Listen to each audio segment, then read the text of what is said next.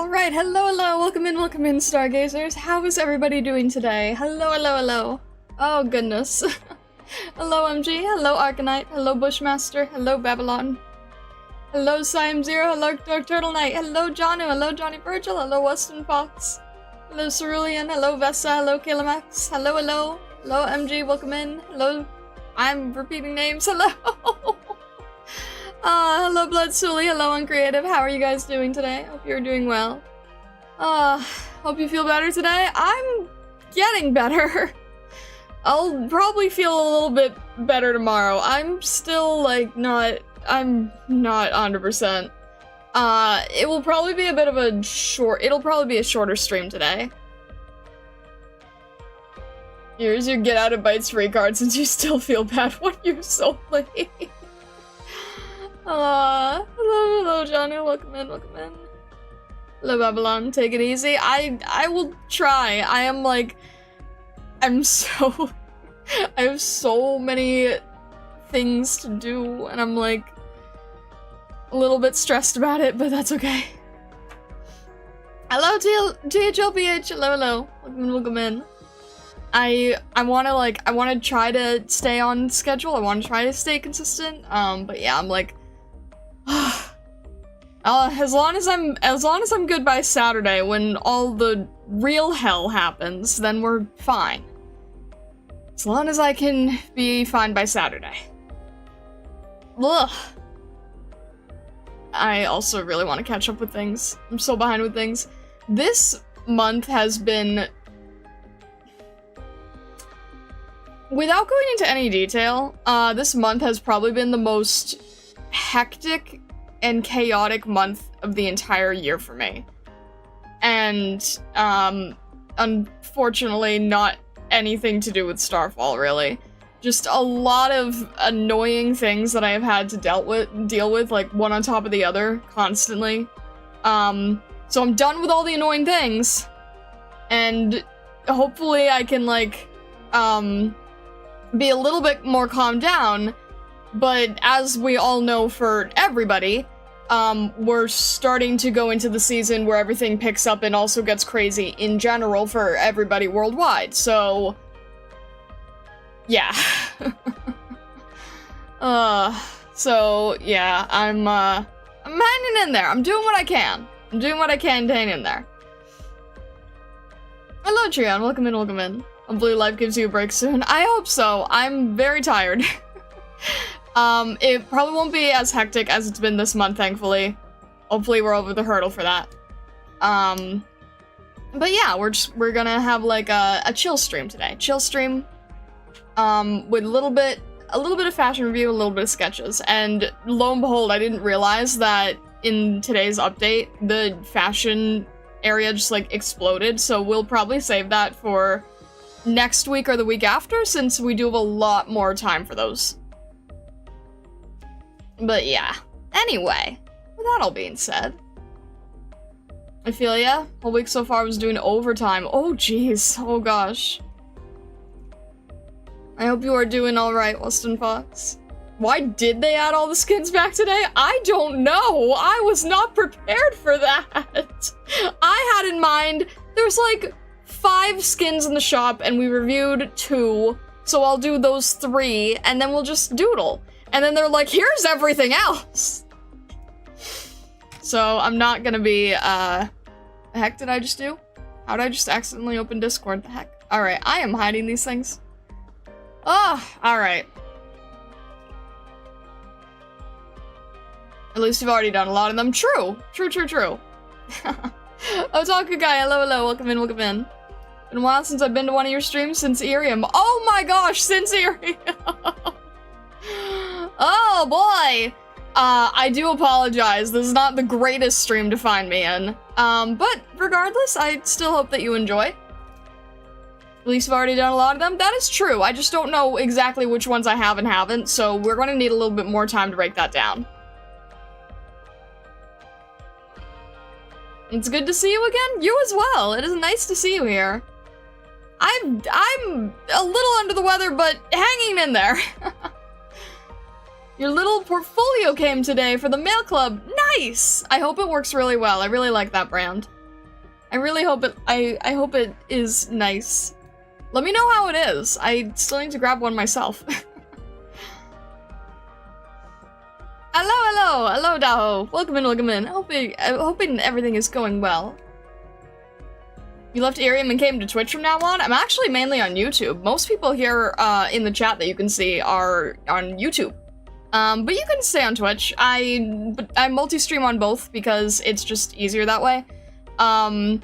And yeah, I'm no longer on Irium because a lot of my content has shifted into Arknights. Because I don't think you're used to seeing this outfit either. But yeah, we still do a bit of just chatting. The other thing is, I don't know how much you were following me outside of Irium, but I am an artist first and foremost, so one thing that was a little difficult for me with Irium is that you can't show what you're drawing. So I needed the visuals of being able to show things off, but in the beginning of stream we always do a little bit of chit-chat, a little bit of hangout, a little bit of seeing how people are doing. We are not raising torches against Twitch! No! Oh gosh. No, put away the bombs! Otaku Guy, the one thing that people do wish that we could have ported from Irium was the bombs. That hasn't changed. Just so you know, the letter fits perfectly in that portfolio. I can send pics later. Ooh, I'm so glad to hear that. How else will we light the bombs? What do you mean? What? Oh my gosh. I'm not a bomb enthusiast. No, you're a merchant enthusiast. You've been playing NTE and Wuthering Waves. Oh, nice. I like the art in Wuthering Waves. I'm a little upset with NTE. But, you know, I think that the feeling's mutual between a lot of people. Still, hope the game is alright. Another streaming battle? No, we're not doing a streaming battle, you guys! Put away the bombs! Put away the- I swear, someday in the future, we're gonna, like, bring back the Irium bombs against all my better judgment. And that'll be it. It'll be over then. Irium mentioned, so we bring the leftover bombs.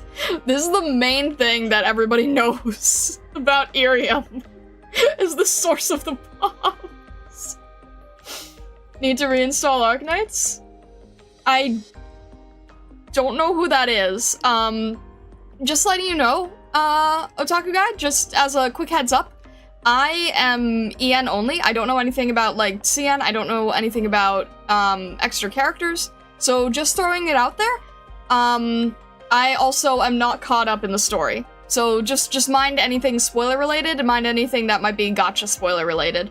That's just something that goes for everybody in general. And I don't, okay, yeah. And I don't play Enfield, yeah. I do not currently play Enfield. Thank you, Vesta, for the reminder. I do not currently play Enfield. So many bombs, this stream is sure to be a blast. Yeah, I play- oh, right! Oh my gosh, that's the one thing I'm forgetting, isn't it? I keep forgetting that when people talk about, like, Arknights solo, one word, a lot of people nowadays just assume you mean Enfield. And I keep forgetting that most people aren't aware that there was something before Enfield. Oh my gosh. I forgot that that was a thing. I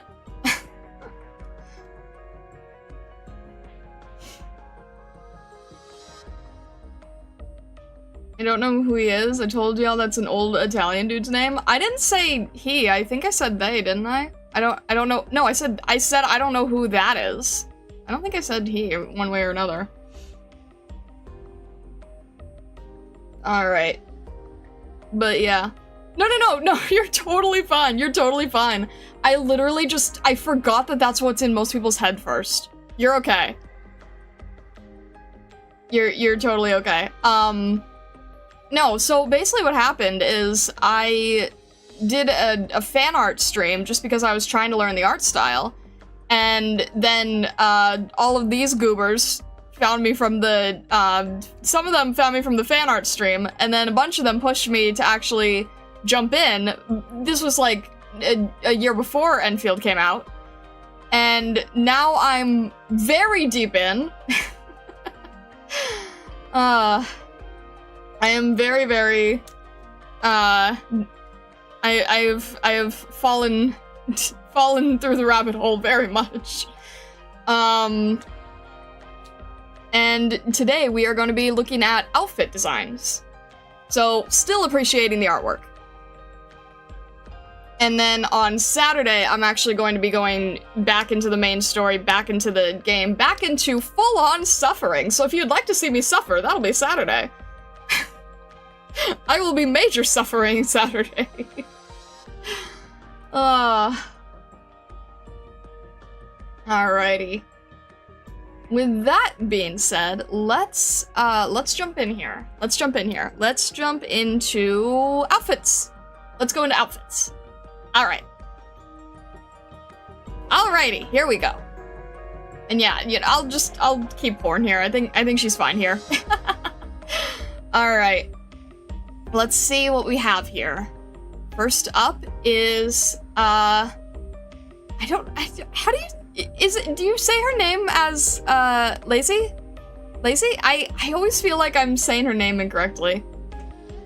Alright, emotional support horn. I need an emotional support horn just like I need an emotional support suzerain. Alright. Lacey, let's see. Okay. I was not expecting that. Alright then. Alright then. Okay. Dang. A big puppy, you guys say. A big puppy? I'm confused. Okay, it's achievement star, so this is gaming, right? Alright, let's check this out. Oh my gosh, there's a lot of detail here. No, wait, can I? Oh no, guys. Okay, that's how wait. Okay, fair enough. The PC zooming is different than normal. The PC client zooming is scrolling. Scroll wheel. Alright. Alright, Lacey, what are you doing? Okay, we can see some sort of frame here. Some very ornate frame. Thorns and roses. Okay. Monster Hunter vibes. Fair. If evil, why red? What do you mean by that? What is this like a bouquet? A bouquet of roses? That kind of is in the shape of a heart? What are you doing? Alright, the dragon is also wrapped around by the thorns. So this is an interesting detail too. I am going to have to spend a while to get used to how the PC client works. It kind of is more intuitive though. It's a little bit slower. What is it? Is this the- wait, is it actually Monster Hunter? Is that like the health of the monster? Or like a score? Can't tell what that- I can't tell if there's like a slash here or something? Don't think so? I don't know what this is then. It's indicative of something. Man, look at the rough, quick brush strokes on this. This is phenomenally done. It's so organic feeling, right? It's so like, just get the idea down. Nothing Monster Hunter about this, just a beak dragon. Fair enough. Oh, I guess since they've had that collab in the past, then they probably would not, do it randomly in a fashion piece like this. Still, it's interesting whatever this means. So the frame is interesting. I'm not sure if I like the scrolling or not. But, regardless, that's what we have. They have some sort of armor on them. I can't tell if this is, like, her pet? Maybe numbers a reference to Yu-Gi-Oh? What, like, life points?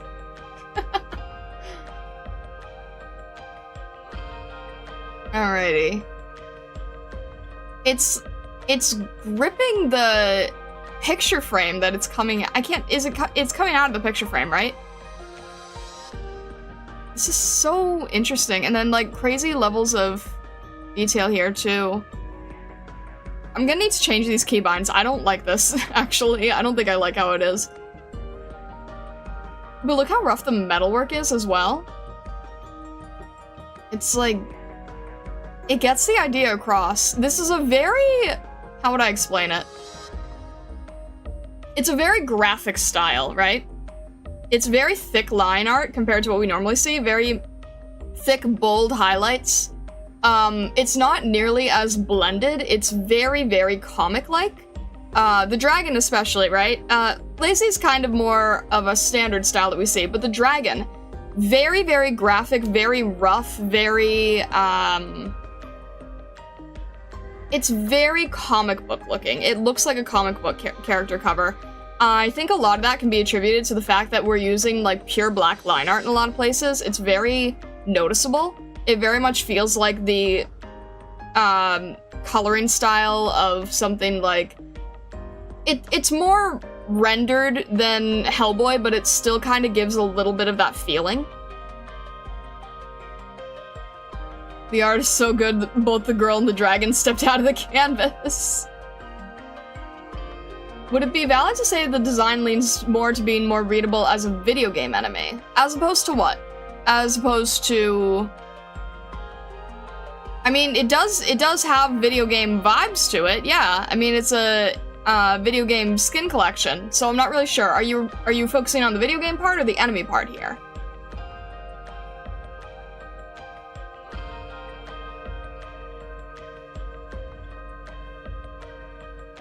It's funny how fast they are with all the details, though. Like, the artist is very confident in all the strokes that they're making, right? This is just, you know, flat dark color, probably, and then quick swipes for the legs, and then probably a mid-tone highlight thrown in there, a bunch of textures thrown in for added visual noise, visual interest. I wonder how she's not sliding off the pauldron. I think there's probably, like, a gap where the pauldron is and then where the shoulder is. Dragon being an enemy in a fictional game, being way more clearly defined to prevent its moves from being difficult to read. Huh, that's an interesting take on it.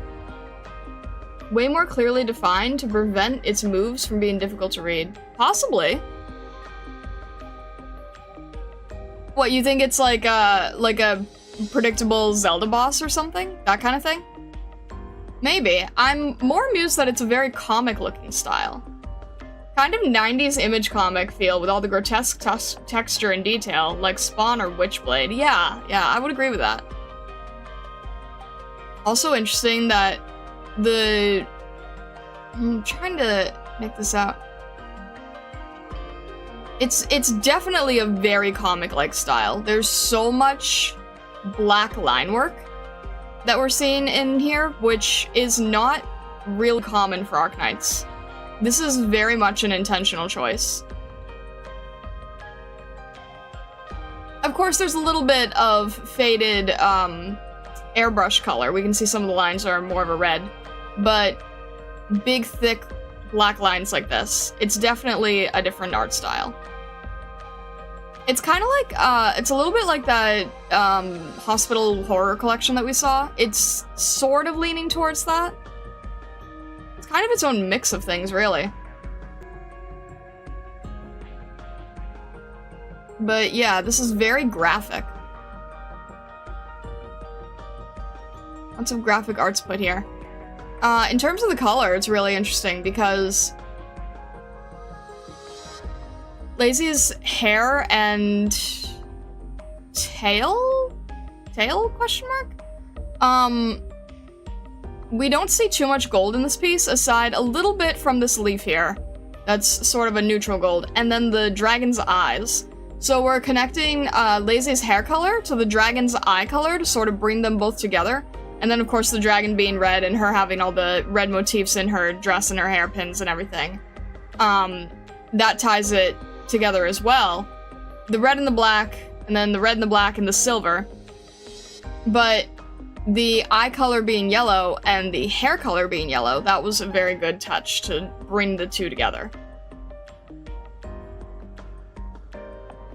Yeah, she's a Kieran, but, you know, Kieran can be interpreted in so many different ways, so I'm looking and I'm like, okay, Kieran tail? Not really sure. Because there's so many different ways that you can draw a Kieran. They're probably one of the most varied mythological species I've seen before. Overall, though, the lighting is really great, too. She's not directly in the light, but her face is still very well lit. The light source is clearly coming from above here. It's hitting mainly on, like, the top of the wing, the edge of the corns here, top of her head, but everything is still very clearly defined, even though we're working with such darks and lights. Her hair is actually doing a really great job to frame her face. If we were to, like, squint our eyes, or, I can't zoom in any further than this, can I? Okay. If we just sort of, like, take a step back, we can still clearly define where she is. We can see her, her silhouette against the dragon themselves, which is really well done.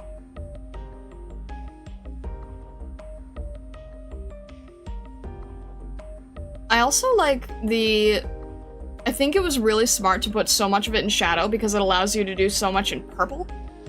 And purple and yellow are opposite colors, so that was also a really good decision. The purplish blue that is apparent throughout the whole piece, mainly in the shadow color, a little bit in the tights, or socks, but mainly in the shadows and a bit in the painting as well. All of this purple is a really great contrast to her golden hair because these are opposite colors, they stand out really well together. And a tiny bit of cyan is poking through. A little bit of visual interest with the cyan. Didn't realize this part either. You make this out? I can't read this. This one looks like it might say Blackwing? Bladewing? I'm not really sure. So, possibly they are working together? It's a nice piece. Also, the fact that the frame is at an angle, at a perspective angle, right? It's not just a straight-on frame in the middle. It definitely gives more dynamism, too. It doesn't... If it was a straight-on frame, the character would look more solid and standing their ground and sort of more imposing as an impenetrable force type if you had the frame directly in front of them. But because it's to the side, there's a little bit of a playfulness to it, and we can sort of see that playfulness in her facial expression too, right? Also in her hand gesture. She's not trying to be this, like, you know, guardsman of the frame or whatever. She is very much relaxed here. Her pose is relaxed, her face is relaxed, the frame is relaxed. She feels very, very confident in this, which I think is really nice.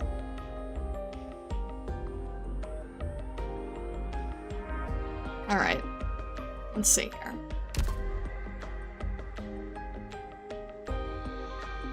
I think that the chibi does a good job too.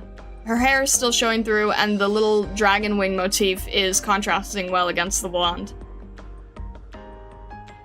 Achievement Star Collection, the Bloodwing Rose. Lazy's character in Dark Age of Terra.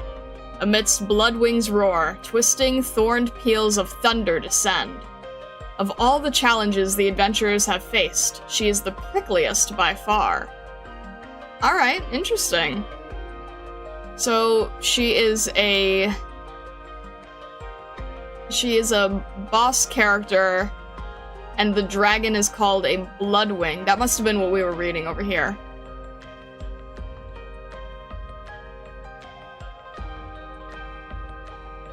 Happened the second time now, her skin being way more relaxed than her normal outfit. Gotcha. Dual boss, Lazy and Bloodwing, yeah. It's a very nice design. It's very powerful. Prickliest, not the most intimidating thing to call a boss. I'm kind of reading that. I'm like, really? Prickliest? I mean, even mentioning the thorns would have been a better word than prickly. But fair enough. Maybe she just Tsundera's at you. I love the red and purple, so good when looking from afar.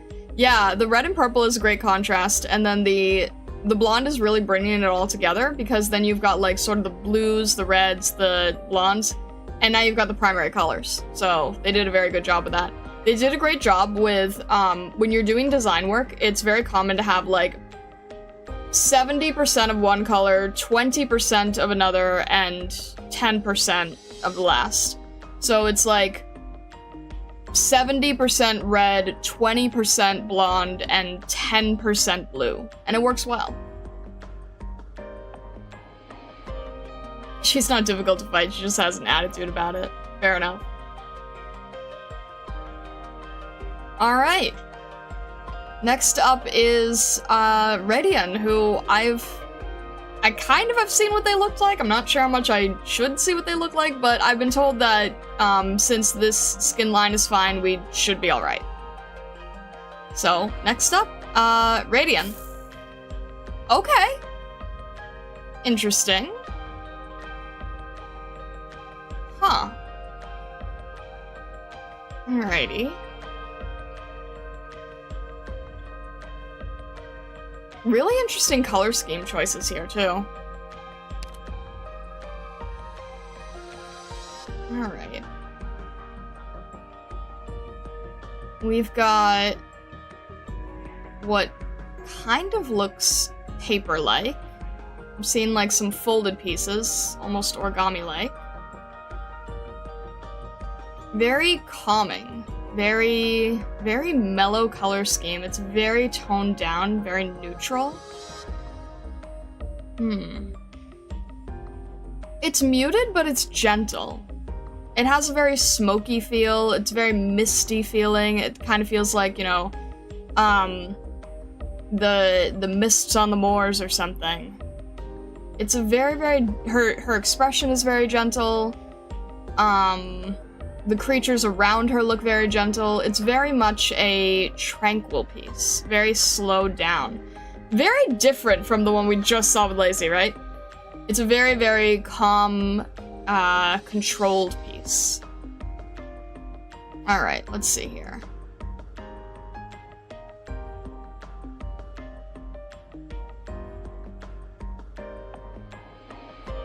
T-pose roll FBX. Is this a, what's the artist's name? Is this the same artist who does the Pinus Sylvester skins?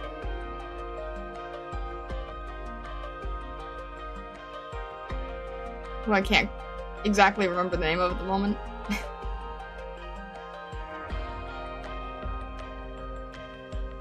Yeah, it's very, very surreal for sure. And we've got like little squids. Little paper squids, possibly?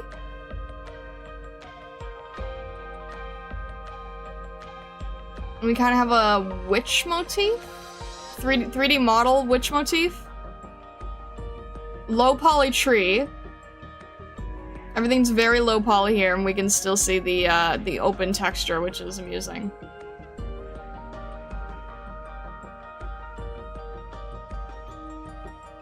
It's not Nori's EC?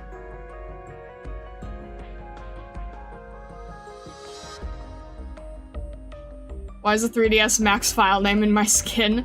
The .fbx.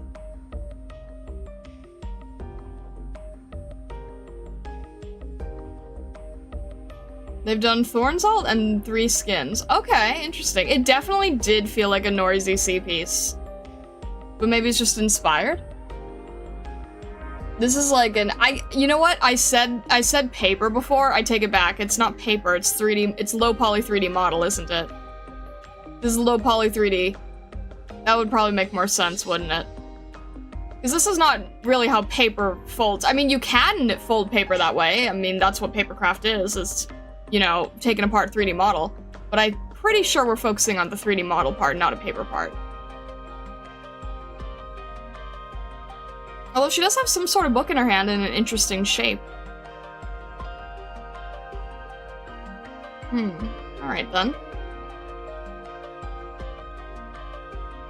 The whole underside of the landscape is missing texture. Yeah, I noticed that. It's a very surreal direction of things, so that's quite amusing. She's a very simple, understated outfit though. It's all neutrals. It's all like warm grays.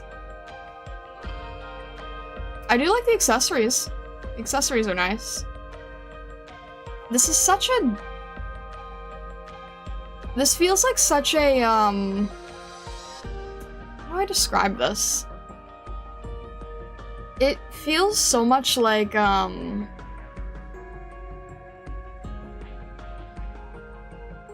it's very otherworldly in a very quiet way. It has kind of like a Leica feel, like Leica animation.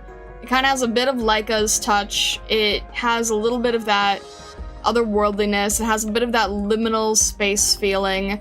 I mean, I'm not talking about the textures in the 3D. I'm specifically talking about the atmosphere and the color use. It has very much a liminal space feeling. It's very like Over the Garden Wall, right?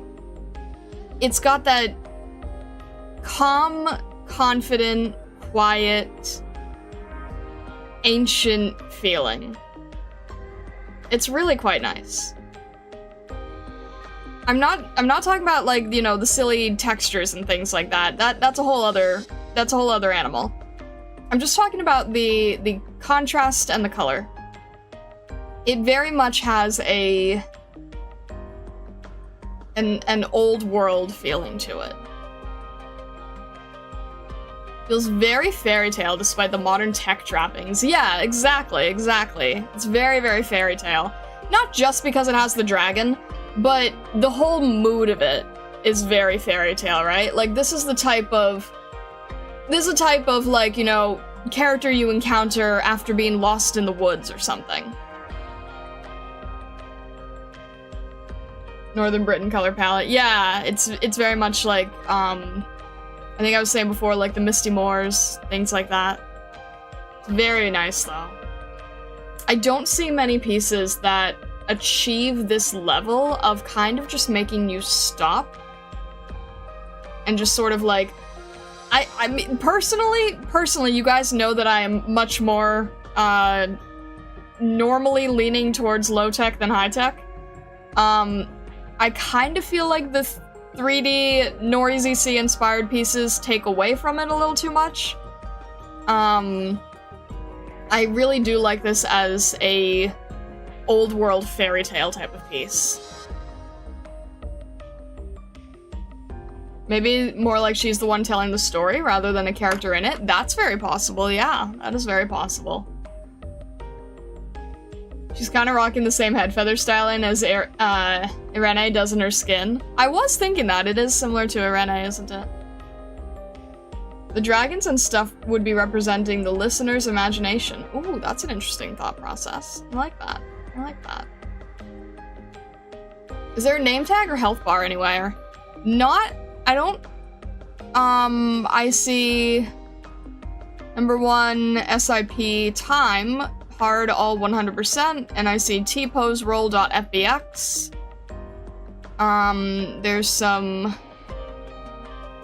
what would these be, nodes? I don't see health bars or names anywhere though. I just see file formatting.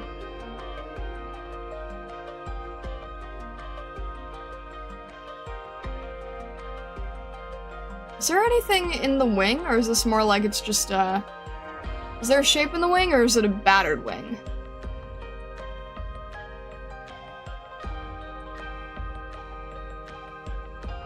I guess it's just more of a battered wing.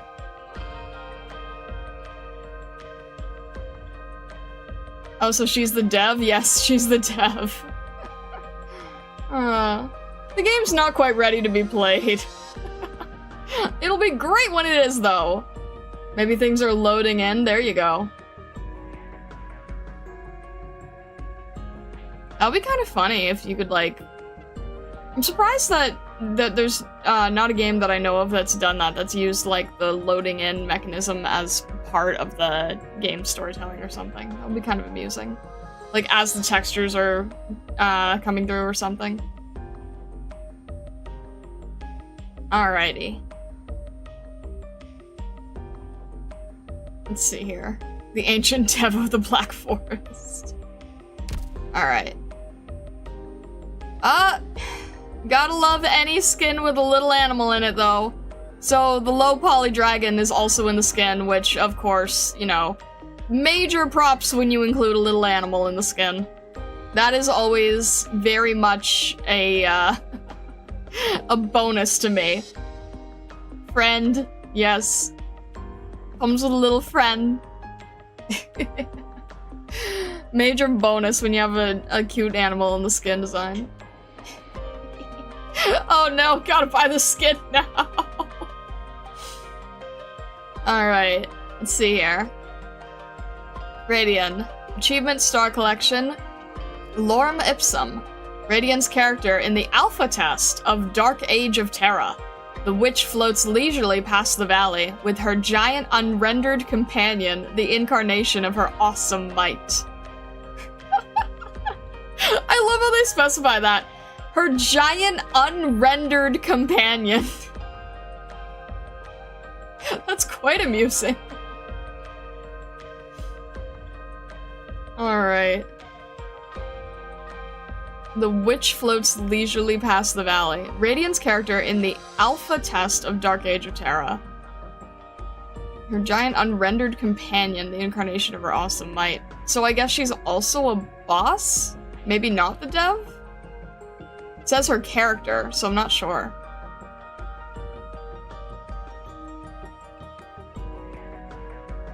No, I know I can't, but for anyone else who can, major bonus with cute animal.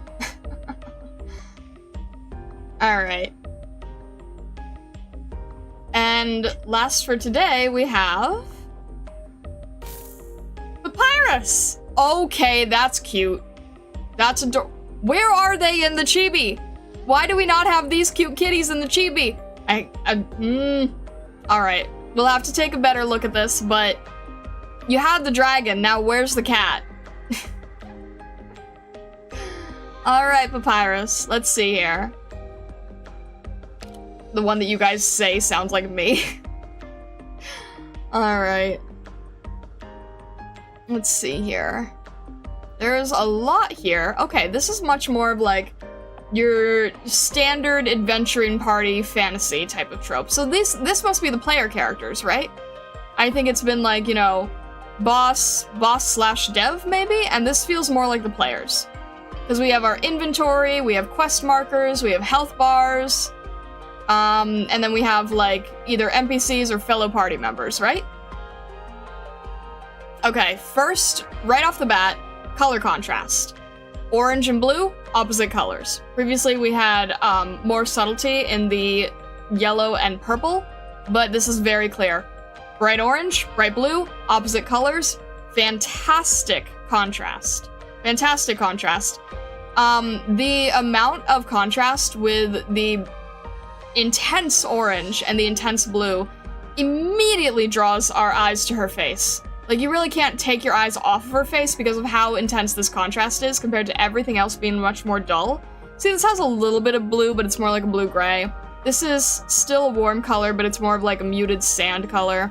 This is bright blue, bright orange. Immediately we lock on to her face.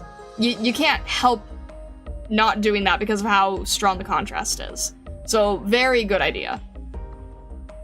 Let's see here. Sort of like a Zelda-inspired layout with the hearts. I like her outfit. It's a good adventuring outfit. It's not too complex, but it still stands out as being fairly unique looking. It's got a little bit of its own charms. A little bit accessories. It's a standard good adventuring outfit, I think. I love how giant her tail is in this, too. She's a big tail.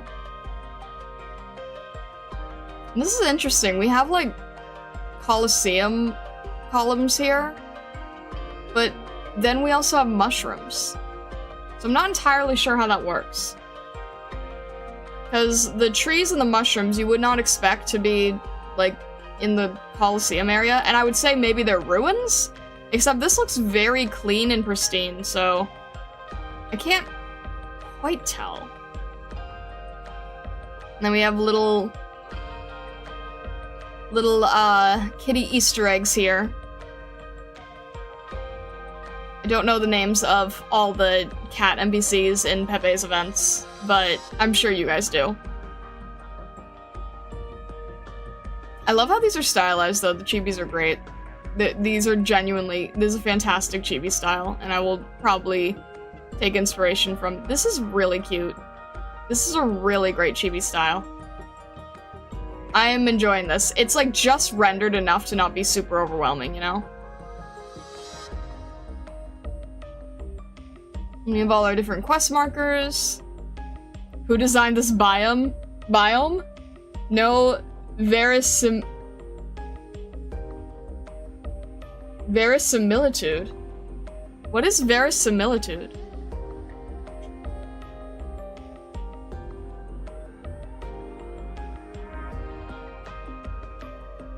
She seems extremely overwhelmed, so this is probably the beginning of the journey. Because she's either, I guess maybe, it's hot. So I guess that's sweat. I couldn't tell if that was tears or not because they're so close to her face. And her face is very much blushing, so it's kind of hard to make out. Zelda, huh? I see a Triforce. Yep, we got Triforce on the book here. Astrid, hello! Thank you very much for the raid! Hello, hello! Welcome in, welcome in! I hope you're doing well today. We're currently reviewing, Papyrus's, new skin. I hope you were doing well. Hello, hello! I think it is tears? I couldn't quite tell! Because, like, it's also on her arm here. Maybe it's tears and sweat. Maybe it's just exhausting, overwhelming, and hot out. You know, that's very possible, too. I love how her hair is rendered, though. Look at the direction. Look at the direction of her hair here. Look at all of the extra details in her hair, each individual strand. That is really nice. There's a lot of, careful direction. The chibi has tears, there you go. She's a scaredy cat? It could be all at once, yeah. I haven't yet read the description, so I usually read the descriptions at the end here. Alright, and then we've got little cat face signs here, apples, trees. So this is probably the map, I would have to assume. This looks like location, item, location, cat with sword, so this is probably like quest, completed quest. Need to get more apples. Need to get more apples to make rare item?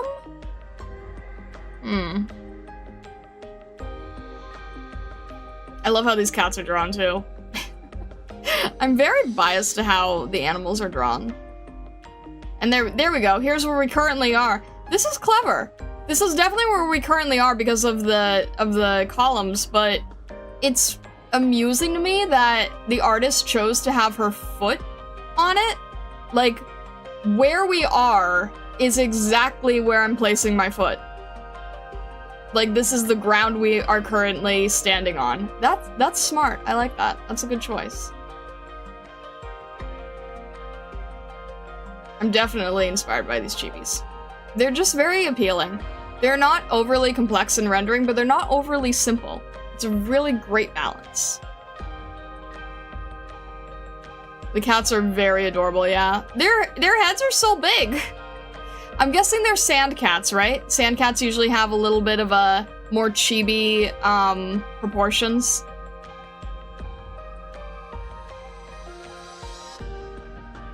These are very cheapy proportions.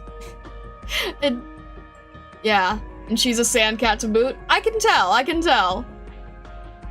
Sandcats have such silly proportions. I love them. They're like living chibi cats.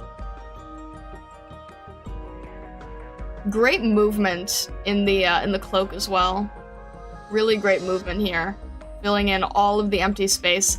Really, the space consideration in this is very nice.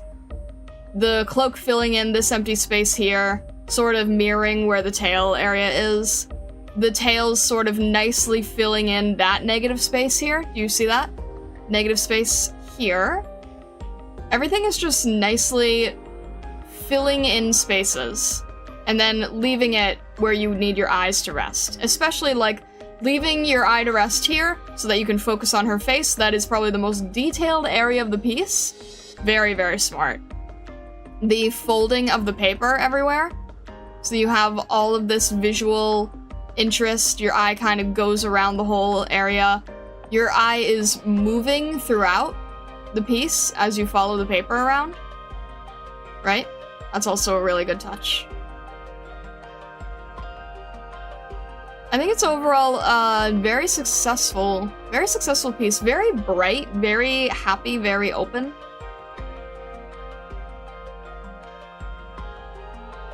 I guess my one thing is, like, I'm surprised that they used this lime green for the health. Or not, no, wait, that would be either stamina or magic, right? Oh, she's really low! Wait, she might just be really, really low on stamina. Oh my gosh. Hang on, I thought this was all one color. I think she's really low on stamina. Because for a second I'm looking at this, I'm like, why is this yellow, but everything here is like more of a bright green? Oh no, it's supposed to be a bright green. She is really low on stamina. She's fine on health, but she is dying on stamina. Oh gosh. That's a really nice detail, right? Oh gosh.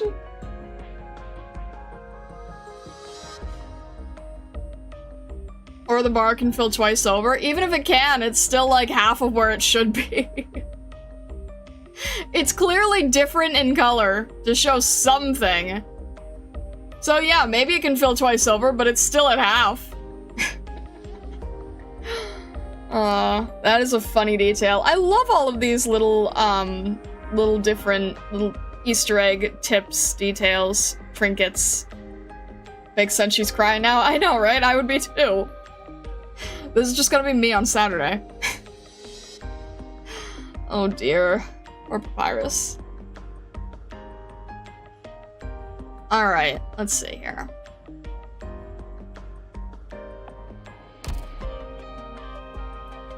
Papyrus. Achievement Star Collection, the next side quest. Close Papyrus picked during the character creation in Dark Age of Terra. She never stops running about the game, recording all the stories she can find in this new world. Alright. So, quester, adventurer, side quest enthusiast. No wonder she's exhausted. I'm sad that there's no little cat chibi in this, but I do like the outfit in the chibi. It's a really nice outfit. The tail looks really nice, and the cloak looks really nice. I still wish that there was a chibi friend there. I feel like if you're going to put very apparent chibi friends in the skin drawing, you have to put it in the chibi. Personally, I think that if you're going to add them in the drawing, you gotta have them in the chibi too.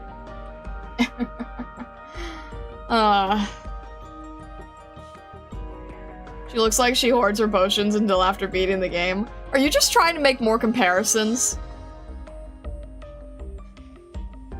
She's like you, Star, trying to experience all the story and probably hoarding along the way.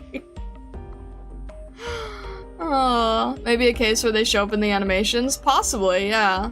Should probably look into that later. Yes. Alright, I get it.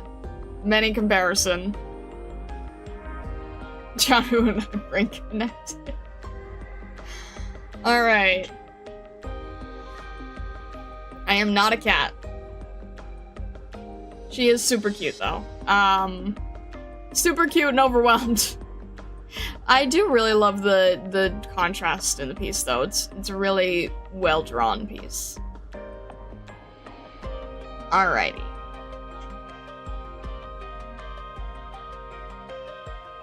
Alrighty here. Can't wait for you to read more about her. Makes a lot more sense then. I think that's gonna be a while from now, right? Since the event just reran. I am curious about Pepe though. That is true. That is for sure. I am curious about her. Alrighty. Let's shift over to drawing things and alright. We'll draw for a little bit, but again, I'm still not 100%, so probably not gonna do for too long, but let's just see if we can get something done, right? Alright. It might be interesting to just try to see if we can replicate some of these drawings. What do you think? Alright. Let's go to our art area here. Why don't I have Clip Studio here? Lovely, lovely start here. Hang on a sec. Where are we? There we go. Okay, that's better. Let's add this part here. You can actually see what I'm doing. There we go. Okay. There we go. I think we're just gonna do some chill sketch for a bit. Does that sound good? We might try seeing if we can learn from some of these drawings. So let's try to do a little bit of sketching. Based on who we've seen today, who would you like to try seeing drawn first? Lazy, Radian, or Papyrus?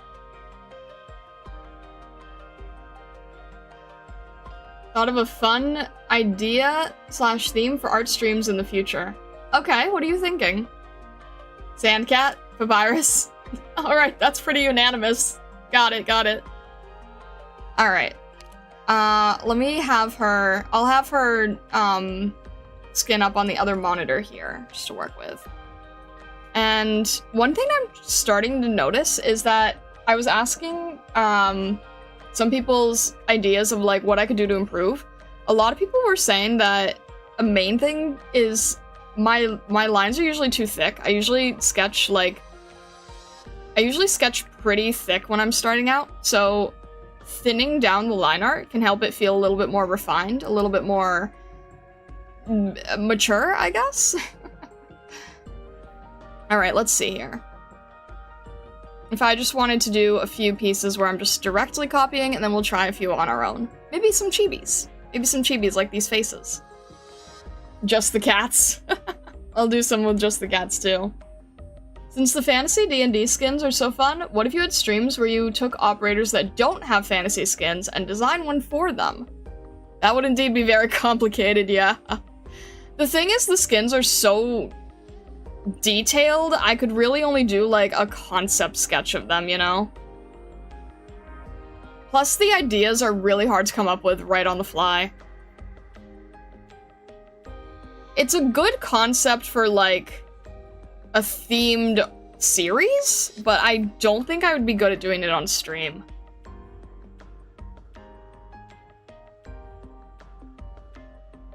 That's what I mean. I'm not saying to draw something to the level of a skin. Just, like, concept-wise, maybe? Those are really complex, though.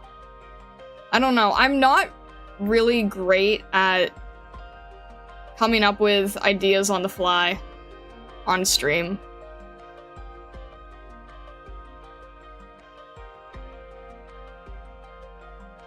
Let's see here. Trying to figure out, like, where her eyes are.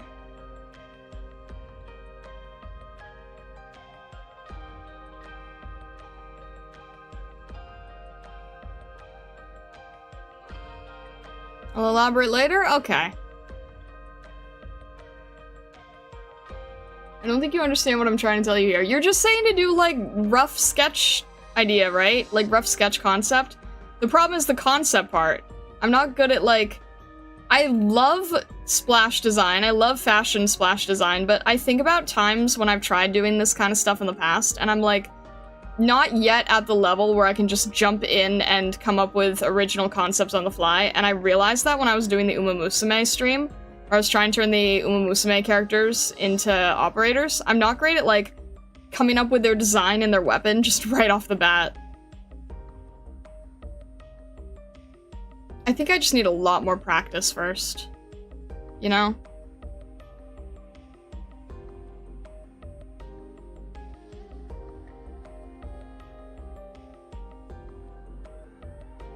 I think that's a main thing that I'm really lacking is practice. Like, this is practice, but I don't do it enough.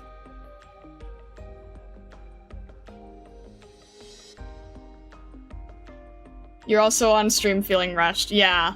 It's like a feeling that I have not been able to get over as much as I really want to. I want to be able to get past it, but I'm not great at it. I want to, though.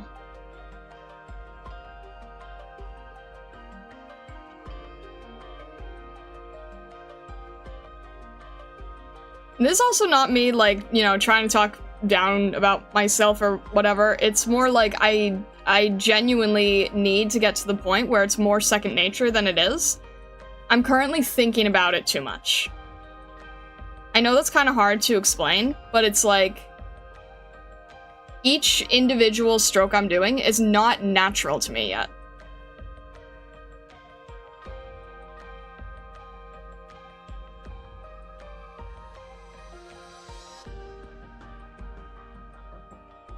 Can we turn Deep Color into a maid who paints over everything with a giant paintbrush instead of sweeping and pretend it's fantasy? I guess so.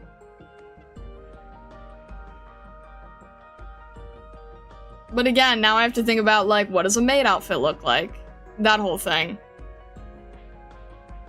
Unless we're okay doing this in, like, you know, nearly Bakadoodle MS Paint style.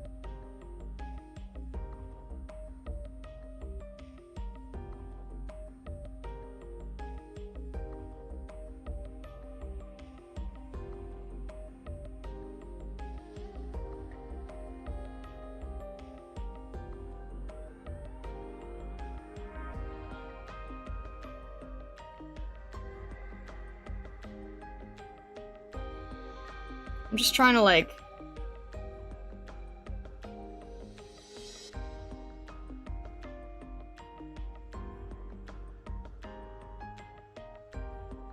I don't know what I'm trying to do. Simple stuff is still fun, loved by the community, and concept practice. The thing is, like, if it's just silly doodles, but they're not drawn well, I can't really use them much for anything. And I've done so many of them, and I get really, like, I don't know what I need, honestly. It frustrates me to not know how to, like, utilize things better, if that makes any sense. I don't know if what I'm saying makes any sense at all.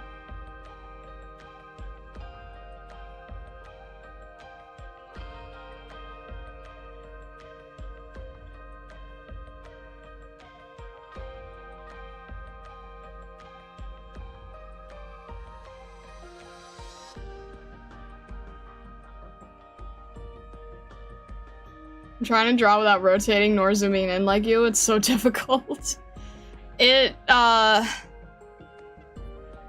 I'm not used to working this thin either.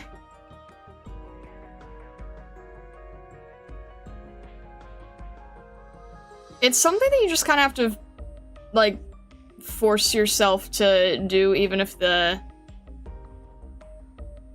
ends up, like, not being as good when you zoom in. But I'm also not doing clean line art either.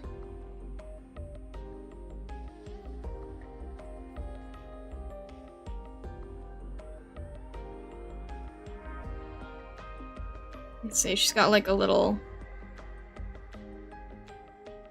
extra piece here.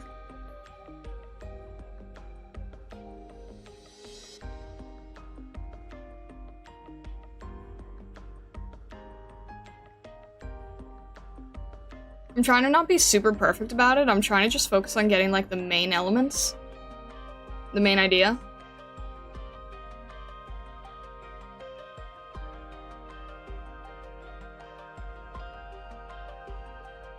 Hair braids are difficult in general.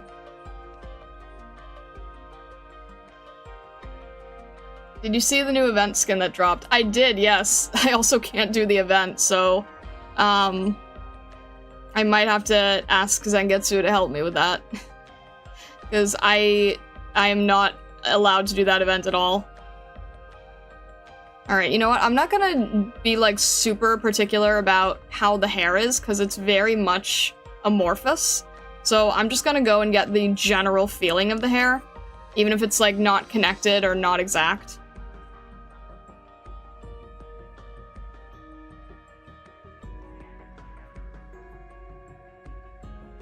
Just trying to get the general feeling of it. I really want to be able to sketch, like, some of the official artists, right? Like, I was looking at, oh my gosh, I'm still not good at pronouncing this name yet. Rogenjwa? Rogenjwa? I'm not sure how to pronounce it. But they posted some sketch work that's really, really rough and confident feeling. And it's one of those things where it's just, you know, it's a 1,000-hour rule. You just have to be doing sketching constantly every single day to get to that level. And I'm currently not sketching every day like that. And I need to. I need to get into a better habit of, like, doing good sketching. Everyone who wants to improve in art, like, you really need to do that. You need to do good sketching. So this is me attempting to do my good sketching for the day.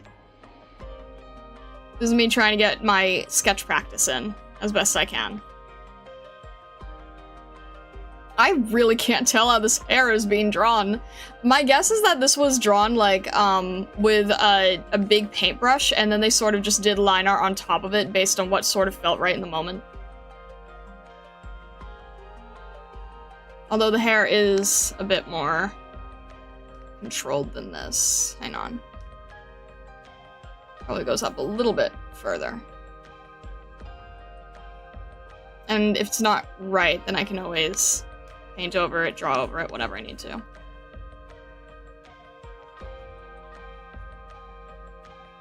Sort of make it feel somewhat correct, somewhat alive. Even if it's not exactly where it needs to be, it still feels like it has that same motion, right?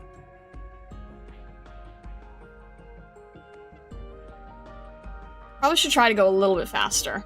I think I'm still trying to be a little too precise, a little too exact. So I should probably work on being a little faster. Just trying to get more done.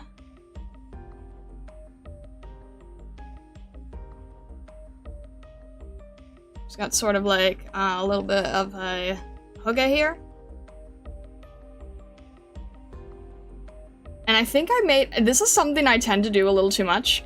I think I made the character's face too wide, like the whole turned head. It's a little bit wide. So I need to fix that as well.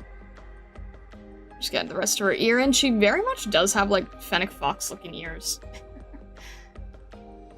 Alright, the face is not facing the correct way. So I'm gonna push this in just a little bit more. And this hair should be a little bit looser.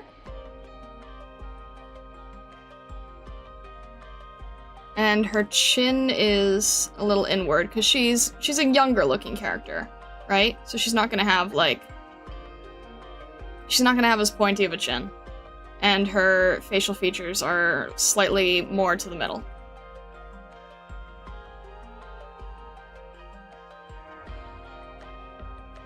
Always need to make the cheek a little bit lower. A lot of people tend to make the cheek too high, myself included. And I'm sort of like, the reason I'm critiquing myself so hard right now is because I'm talking through what I'm doing to try to either justify or see what needs to be fixed. It's kind of like doing that duck method, you know?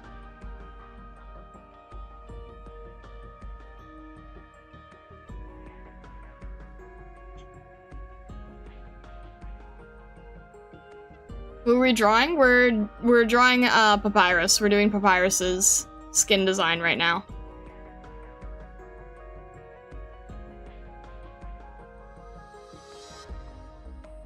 I think her eyes need to be a little bit further apart.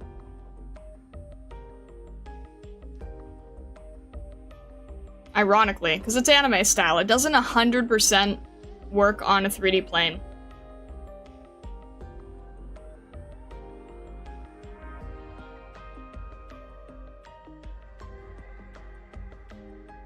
We'll add a little bit of color here. Or, you know, absence of color, but shading.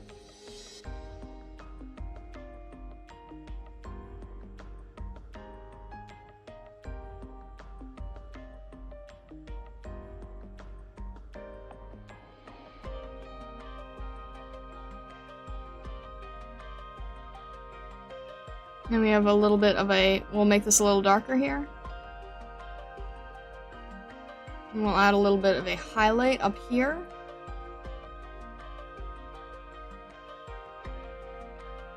She doesn't have that look yet that she's looking up. I've not quite gotten that yet. Let's see here.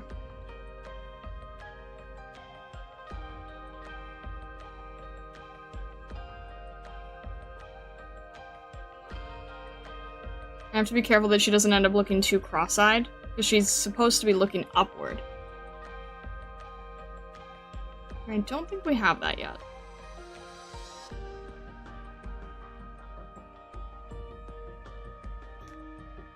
Let me try seeing if it's a matter of, like... Her eyes are supposed to be looking this way, and we haven't really gotten it yet. I'm trying to figure out what it is. We can make this a little bit higher. The artist was able to do this without making the face look super distorted either. Because right now the face definitely looks a little distorted. I think maybe the nose needs to be higher. If the nose is higher, then that shows that the face is tilting upward. So if we make the nose and the mouth higher... Alright, there we go. Turning the nose upward gives you the sense that the character is looking in a higher direction. Do we see that? This kind of looks like they're looking straight here. But if we raise the nose, now it changes the direction they're looking in. Magic. It's funny, right? If you think you need to change the eyes, but sometimes it's not the element you think it is. If you change the nose, you're changing the 3D plane, right? So basically what we had here was we had a box that was looking like it was facing this way, right? And if this was the nose, then in order to make it look like the character's facing upward, we had to have the box doing this. And there's the nose. So on the plane, you have more of a sideways look, or yeah, straightforward look. And then when the nose is upward, right? If you have like a chin and a face here, now the character's looking up. This is why a lot of times they say, you can't really see what I'm doing because I don't have the skin PNG right now, but a lot of times they say you really have to observe more than you draw, and it's very true. So I'm looking at this, I'm like, what is different about mine versus the original artist? And it's like, oh, her nose is way in a different position. And if we also droop the eyes down a little bit, keep the nose up but droop the eyes down, now we have more of a 3D plane happening. Let's fix the chin for that as well, because the chin is also going to get smaller when it looks up.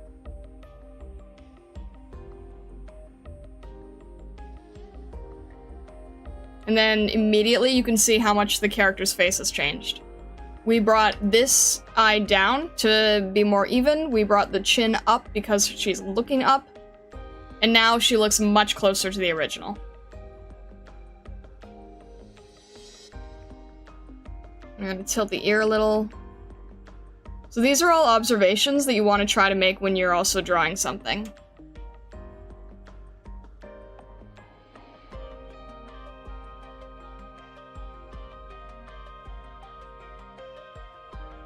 The one thing that I can do without thinking too much is ears, because I've drawn animals so much more than people.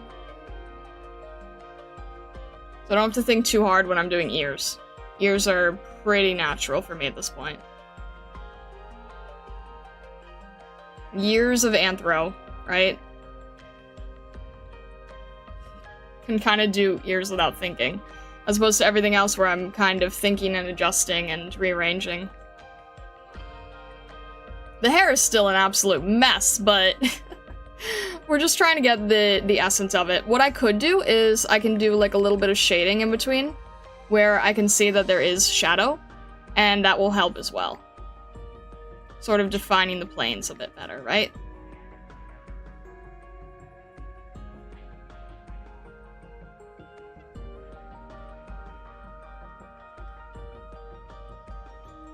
And then this is supposed to be also braided, I think, so. A little bit messy. That's okay. We're learning from this. We're trying new stuff. And luckily hers are also on the larger spectrum. Yeah, I'm very used to the ratio, too.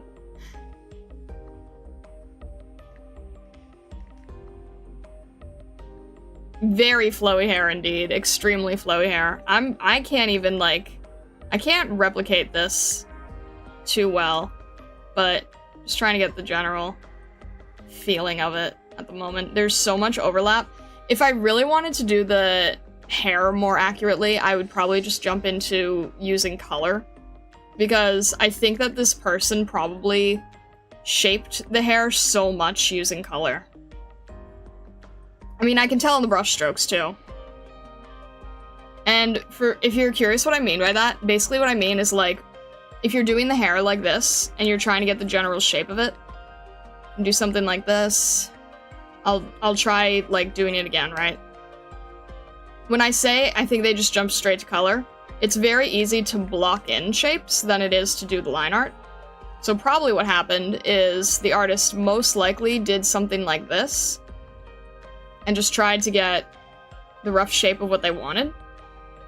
And they might have done a little bit of shadow too, maybe, you know, added the braids. Added where the shadow might be. This is all guesswork though, obviously I can't really know what the artist actually did. Maybe did a little bit of overlay. Something like that. And then it's very possible that what they might have done after is they might have then traced over it like this. Because you see how it's so much easier to do the actual art piece once you're basically tracing over an existing shape? See, that just makes it so much easier. So it's very possible that the artist did something like this, and then went over the lines after. And if you do it right, it'll look very seamless. Something like this, maybe. I'm just sort of making it up as I go, just to do this tech demo, basically.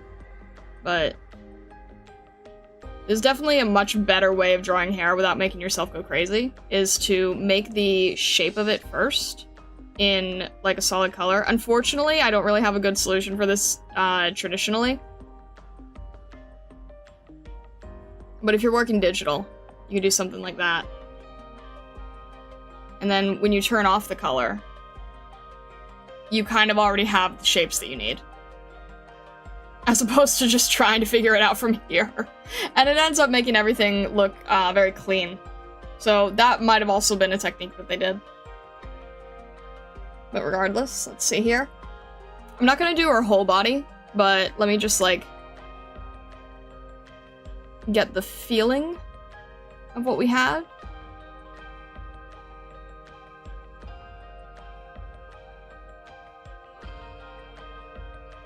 I think a lot of the stray hair strands were probably done at the end afterwards.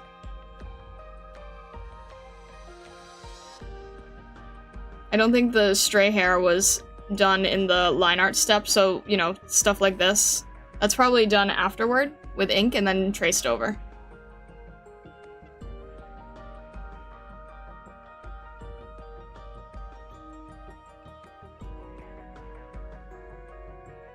Look at that, she even has little star motifs on her shirt design.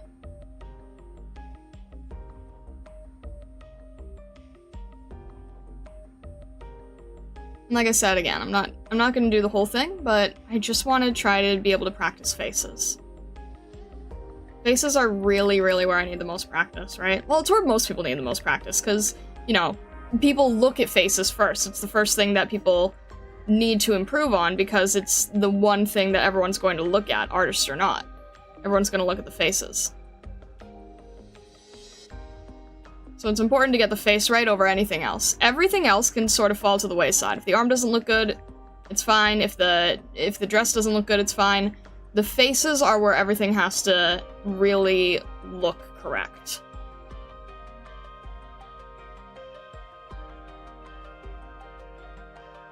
That's my main thing, is like, the rest I'm just doing to sort of fill in the space, but the faces are where you need the most focus.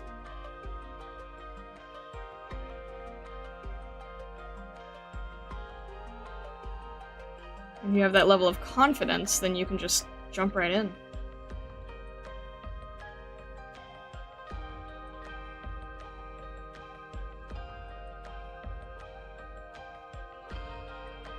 Let's see here. The arm is probably a little closer. And she still has all of the hairs and ribbons under here too. Her arm's a little skinnier than this.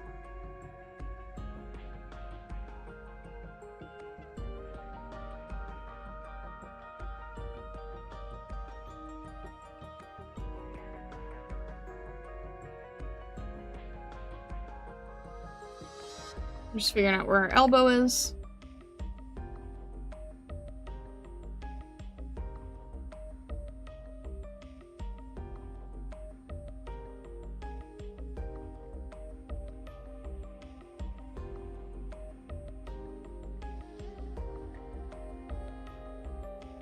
Alright, that's a little bit better. And we're changing the sleeve design here, smoothing this out on her shoulder. She's a little bit of a design here on the underside of the arm. Not really sure what's up with that choice.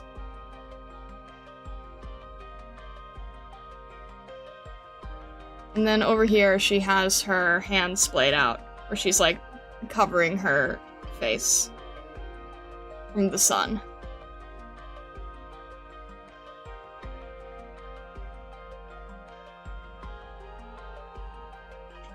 Now sadly I'm not at the level where I could just sort of do this off the bat.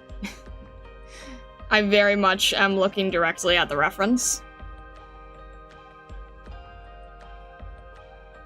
But there are people who can just sketch like this. And if you really, really know your subject, you can. This is why we do the practice. It helps us get closer to that.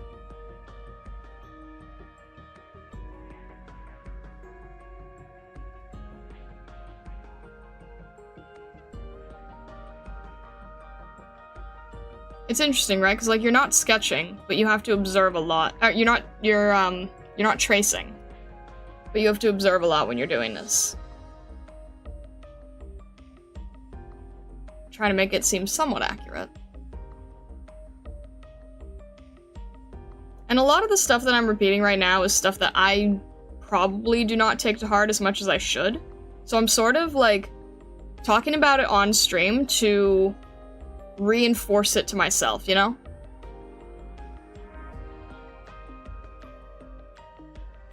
I'm being a little tight here. You know, you can tell which artist is not confident with how they're drawing hands based on like how tight the drawing gets at this point.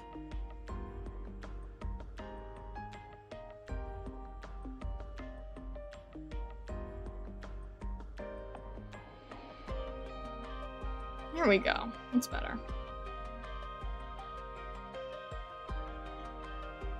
I'll try to like loosen up some of the lines here so that they feel less stiff and unsure.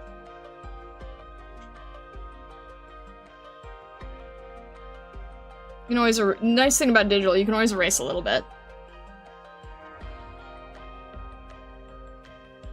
Alright, Arknight, have a good rest of your night. Thank you for stopping by. How does the nose trick work with Nami characters who don't believe in noses? That's a good question. Maybe in Shadow? Maybe the Shadow? I mean, it's not nothing, right? It just doesn't have the line. Hang on a sec. Let me look up Golden Glow real quick.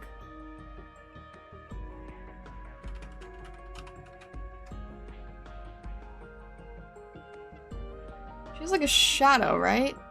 Does she not even have a she doesn't even have a shadow. In that case, how would you do that?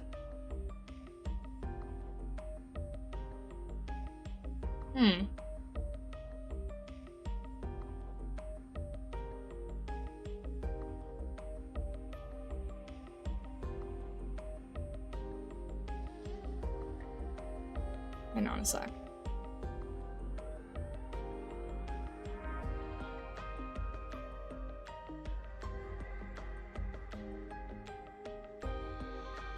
I guess that would have to be a matter of, well,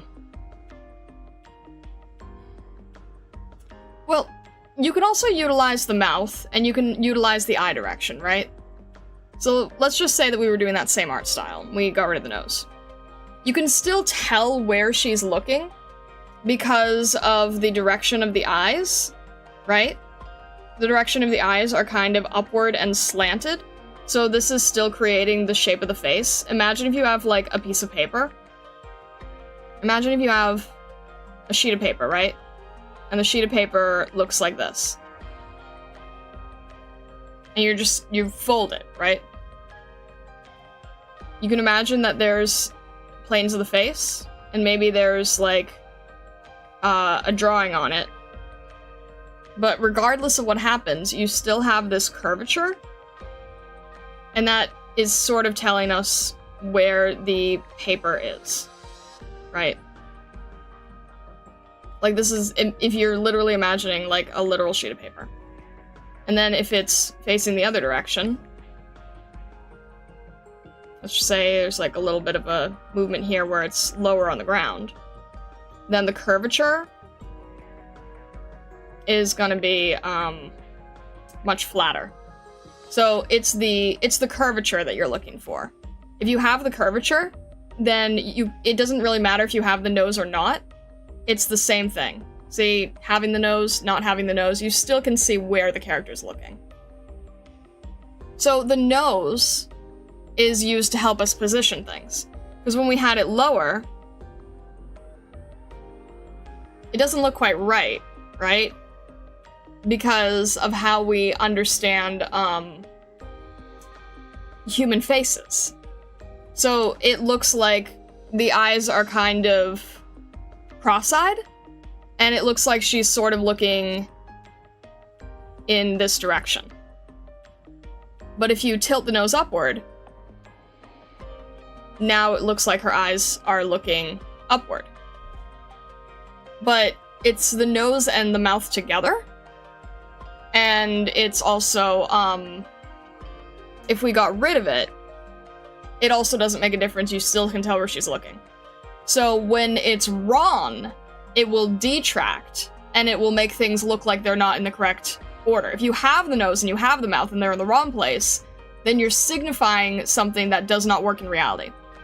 If you get rid of it, and you only have the element that's in the correct place, the eyes, then it still looks correct. Does that make sense? So you either have to follow it correctly in all elements, or only follow one element correctly, but get rid of the others. Because otherwise they're fighting each other. What would you give as advice to someone who wants to get into art? I want to start, but I have no idea where to even begin. You're gonna hate me, and I hate myself for saying it, but boxes. You have to learn boxes and spheres. every single thing that you ever draw is going to be broken down either into a box or a sphere. So it's annoying as heck. This is Art Fundamentals 101. Everybody hates them, myself included, but you have to. You really, really, really have to. If you want to get good at drawing, you have to draw your fundamentals, and it's like the art version of eating your vegetables. No one wants to do it, but it's like, you really have to. It's boring, but it makes all the difference. For me, I am kind of at the point where I've done a lot of the basic boxes. Now I just need to figure out how to apply it to characters. So I can see the planes of the face, I can turn the face, I can copy. I just need to get my structure more correct. And the structure comes through learning how it affects the boxes. So, like, for example, sphere. Sphere is very important because you're trying to figure out how light works.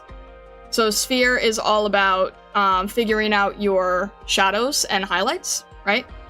If you color a sphere like this,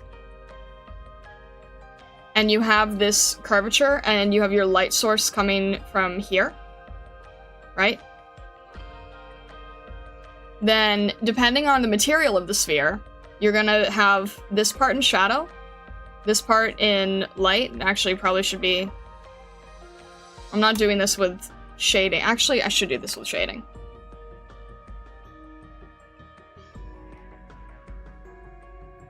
This is gonna be where your light is. And it's gonna get the most light, like, right here. This is the specular highlight of the sphere. And then if you have it on a table, right, it's gonna cast a shadow. Let me clean that up a little bit so it's easier to see.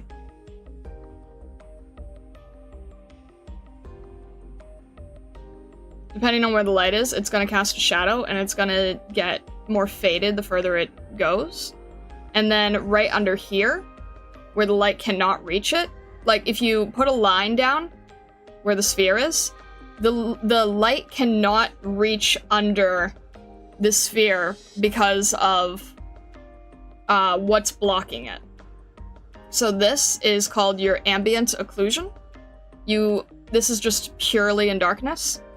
And then this part where the light can reach, this is your bounce light. So what's gonna happen is over here, it's actually going to pick up the light from the table.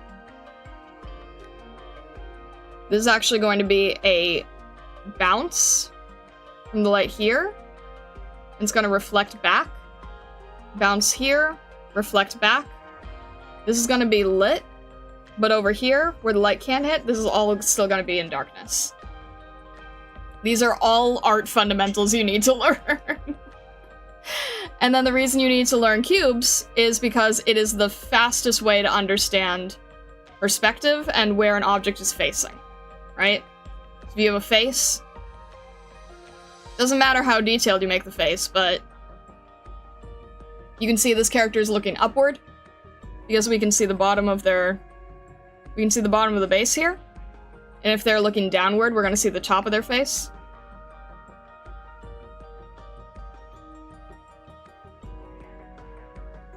So this is looking up, looking down. So boxes and spheres. Most important thing, super annoying, but once you do it, you can start really understanding how characters work. Cubes and spheres can be fun. They can be. A lot of people don't like them. I remember being super pumped when I learned how to shade spheres so they looked shiny and transparent, etc. That's lit. Sorry. No, we're never against puns here. So what the problem is, you know, why isn't everyone an amazing artist if all you have to learn is a cube and sphere? Because it's very hard to transfer something like a cube into a face, right? We can all learn to draw a cube. The tricky thing is learning how to spin the cube and learning how to carve into the cube as if it's a piece of clay. Because eventually you get to the part where you're like, okay, here's where the eyebrows are, here's where the inner part of the eyes are, here's where the chin comes out, here's where it cuts halfway into the cube, here's where this repeats on the other side. Then you go over here and you say, okay, about here is where you're gonna have an ear. The ear is going to be lower than the eyes. From the eyes to the nose is about where the ear is. Or the eyebrows, sorry. Eyebrows to the ear, and then you start, like, you know, refining, taking all this away, blah, blah, blah. The ear's probably here. I'm doing this too fast. Head goes back a little bit more. You need the refinement here, and then it's kind of a little bit of guesswork. It's hard to sort of figure it out from there. And then you're just sort of like carving into it, figuring out where the nose goes. If you're doing a real semi-realistic, it's gonna be different. If it's gonna be anime, it's gonna sort of not add up entirely. It's gonna be a little off to the side. And then you just sort of like, you know, carve there, and then start chopping away at where your cube was. And eventually you end up with, like, a character. Good morning, hello, welcome in, how are you doing today? Hello. And eventually you end up with, like, some sort of creature. Best thing to happen for cubes since Legos. Kumori, how are you doing? Hello. It is good to see you today. I am going over some art fundamental basic things, so if you or your community have any questions, I am happy to answer right now.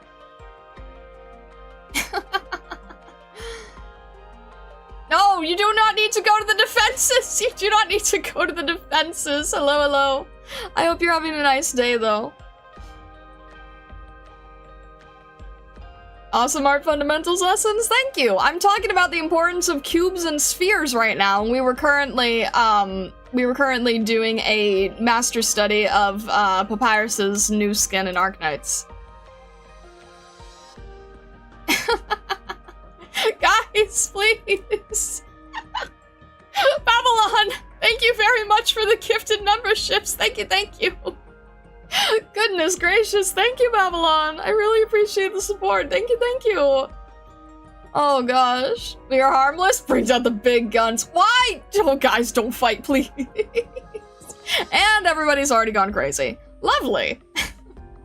Oh my gosh. For those of you who don't know who I am, hello, my name is Starlight. I am a prismatic kitsune who is currently on an art day sketching thing.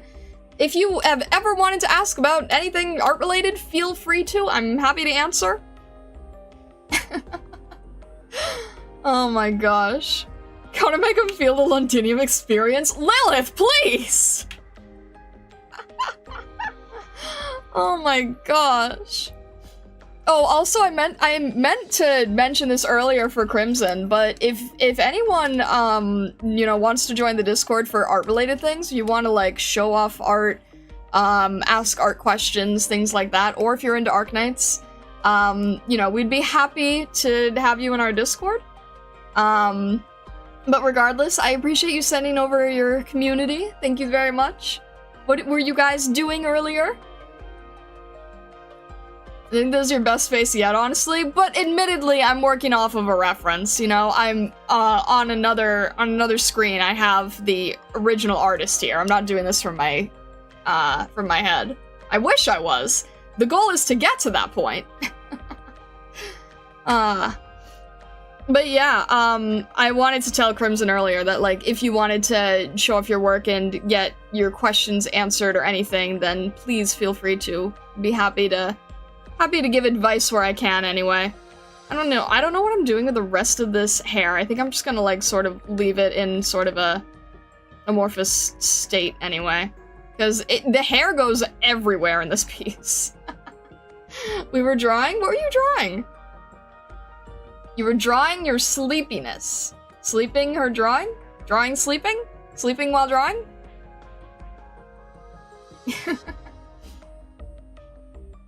The right ear might be a little too much to the right? What, in this? I was not being careful. I'm just trying to get a general idea down. Didn't you say the other day, a few months ago, that drawing with a reference is not that bad? I remember when you made the joke hot take. It's not that it's bad, it's just that, you know, if someone's saying, oh, this is your best drawing yet, it's like, okay, well, I have to be honest that this is not, like, you know, directly my work, right? Because since you can't see the other monitor, I have to be honest and be like, no, I'm using the reference of the original person. I just have to make sure that that is disclosed. Yaska, thank you very much for following. Thank you, thank you. Just arrived? I feel like I'm looking at a tutorial, and it's draw Minecraft creeper, add some hair, now draw papyrus. I didn't even realize I had the arrows going that way. Just draw the rest of the owl! Oh, gosh. Drawing sleepily holding onto a coffee mug. Oh, no.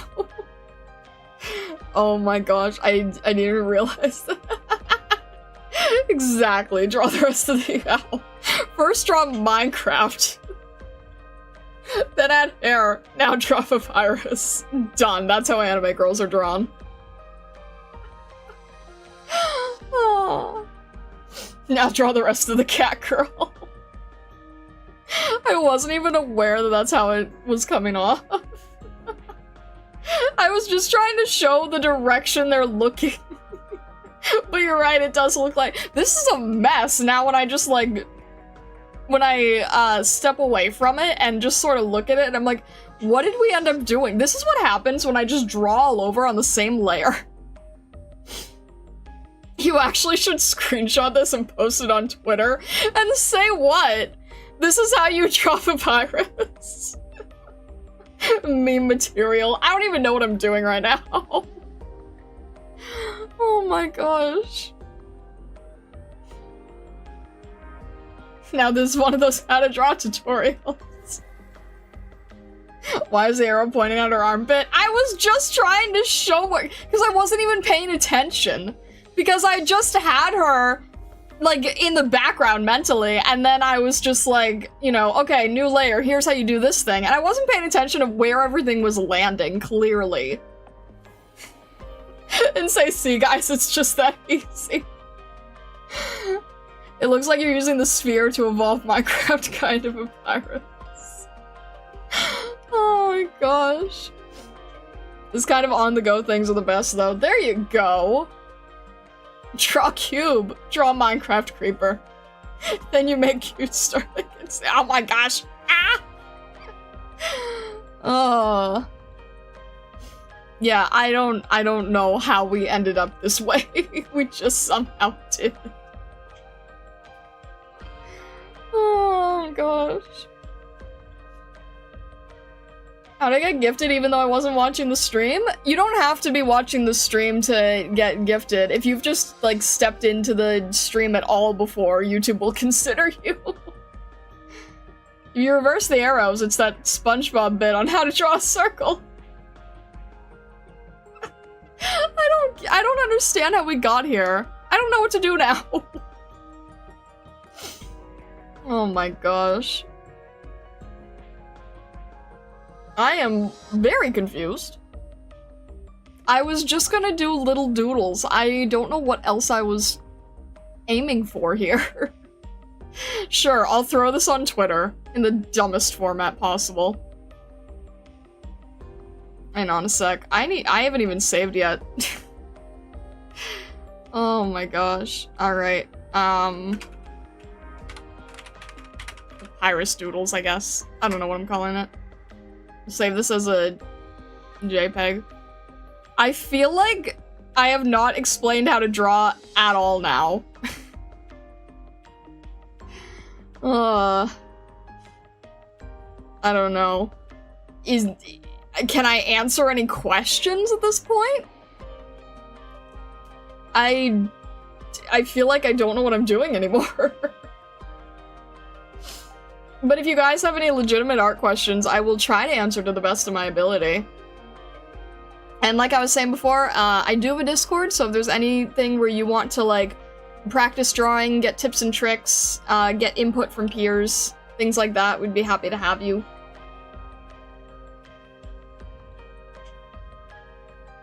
Please make the art. Lilith!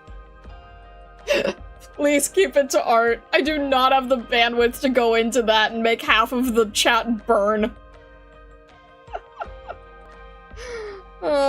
True wisdom is knowing that you know nothing. You're not entirely wrong. I mean, you know, I feel like, what do they say? That, like, the biggest, sign of incompetence is thinking you already know everything. Starlight EXE has stopped working every day, really. This day is just extra for that. Oh my gosh. I think we'll just, like, I don't know what I'm doing now. I promised I would draw a cat. I'm gonna draw one of the cats then.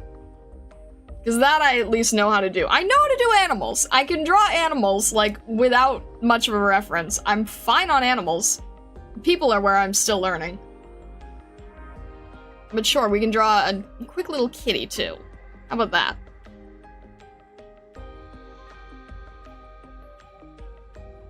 I feel like when I was doing the art of Moose, I, like, barely looked at the cat references. I'm just like, yeah, okay. Cat. We know how to draw cats. We know how to draw animals. You can suggest them doing something if you want. Yay, kitty. I was watching Jaden Animation's stories of her cat earlier. I'm struggling with drawing drizzles. Do you know how you would do the highlights? Drizzles? What do you- can you elaborate a little bit on that? What do you mean by drizzles? Like rain?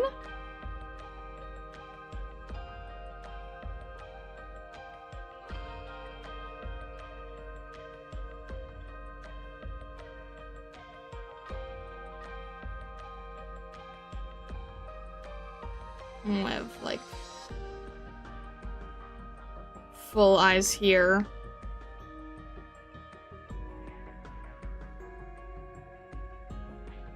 Little highlights here. This one I'm not looking at the reference too much. I am a little bit, but not that much. These cats are just, like, intuitive for me. Still follows the basic shapes, though. Still follows the, you know, needing to know the planes of the face and everything.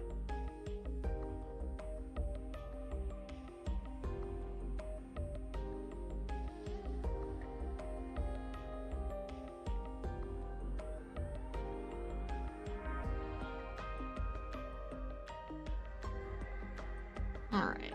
Let's see here.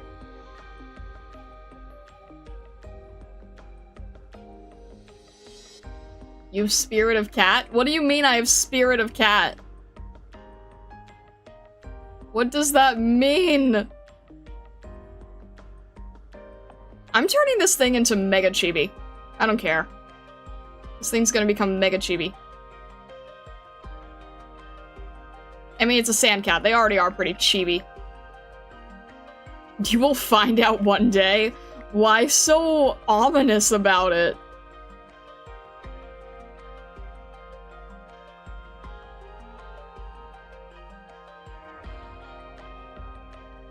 Very cat-like fox. Me?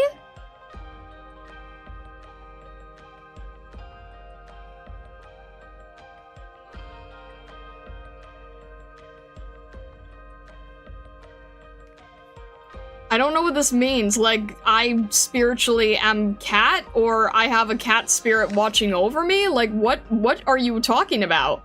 What does this refer to?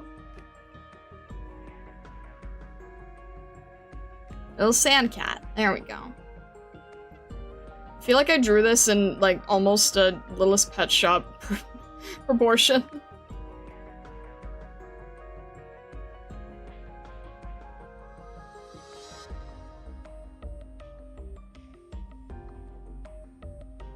What other fox would you be talking about? Yes, you silly.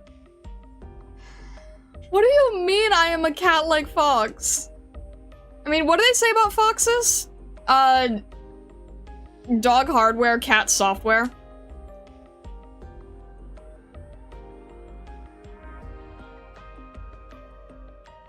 So then doesn't that just go for every fox? Fox-shaped cat? What?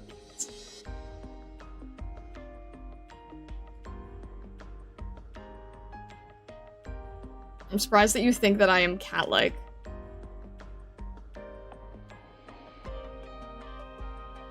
You're more cat than the average fox. What does that mean, though? What does being more cat than the average fox mean? Fox software is in reality using cat-based architecture, but with crow coding principles. Wait, elaborate? You can't just say things like that and not expand on it.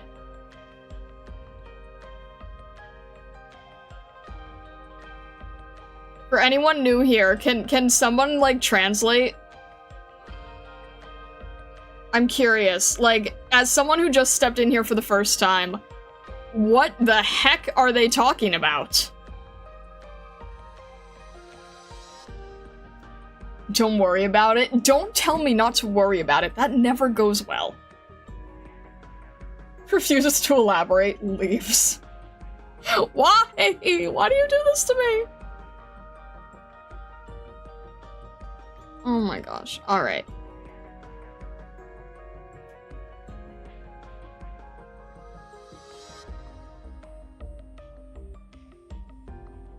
Well, at least we got a cat drawn. That makes me feel a little bit more accomplished. It's always good. Even if it's like something you know how to sketch, it's still good to sketch it out. Just to get that practice in regardless. Sketching every day is good. I need to do more sketching every day. I need to find a way to like stay consistent even when I have other art pieces to do.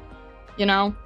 Like, I'm like, oh, I don't need to sketch today because I have to work on the mail club stuff. And it's like, no, you still have to sketch every day. The mail club stuff is, like, separate to that.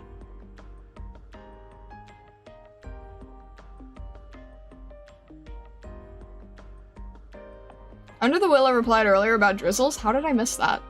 They mean stuff like sauces and syrups and such. Oh, okay. Wait, hang on. Let me find that real quick. Sorry, I didn't mean to miss that. How'd I miss that? Sauces or syrup pour? Okay, cool. Yeah, I can do that. Funny enough, I think it's the same as the hair. You remember how I was saying earlier that I think what a lot of artists do is they draw the shape of the hair and that, hang on, is they draw the shape of the hair and then they do outlines over it? I think it's the same with drizzles. Let's draw pancakes. I'm going all over the place today, clearly. Alright, we got a stack of pancakes, right?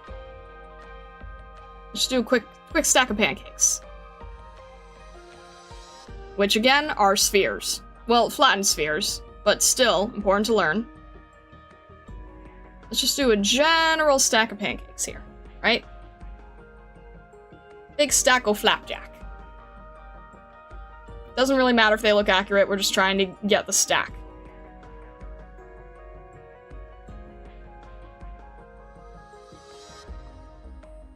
Stop drawing food, I'm hungry, goddammit. Sorry. One thing to know about my streams is I do like drawing food. I jump into drawing food a lot. I'm sorry. Hey, if it makes you feel any better, I'm also just as hungry and I'm just suffering just as much. Actually, it's really funny. One time, one of the worst assignments I had was I had to draw, like in art school, right? One of the worst assignments I was ever given. We had to draw a donut. We had to draw it in stages of being eaten. So we got to eat the donut, but in like single bites. I think we had to do like 4 stages, so we had to like have the full donut, bite the donut once, draw that, bite the donut a little bit, draw that, have a little bit of the donut left, draw that. But it was like a 2-hour session, so you couldn't just continue eating the donut. You had to like eat a little bit of it and then stop and then put it away. and then stare at it again. And it made it so hard because it's much harder to eat something that you're in the middle of eating and then, like, put it away when you already want to eat it. That's not good. That's not helpful. This will come in handy next time I run out. I have lots of hair on hand. Yeah, it's the same process with the hair. Did you cheat by having the last 4 of the stages be when it was completely gone? No, it had to have a little bit left. You have to draw like a quarter of it or something. Yeah, that was torture. That was not fun. But okay, let's say you have a pancake, right? And we'll add, like, you know, a stack of pancakes. We'll add a little thing of butter, and I'm doing this to show you that you still need cubes.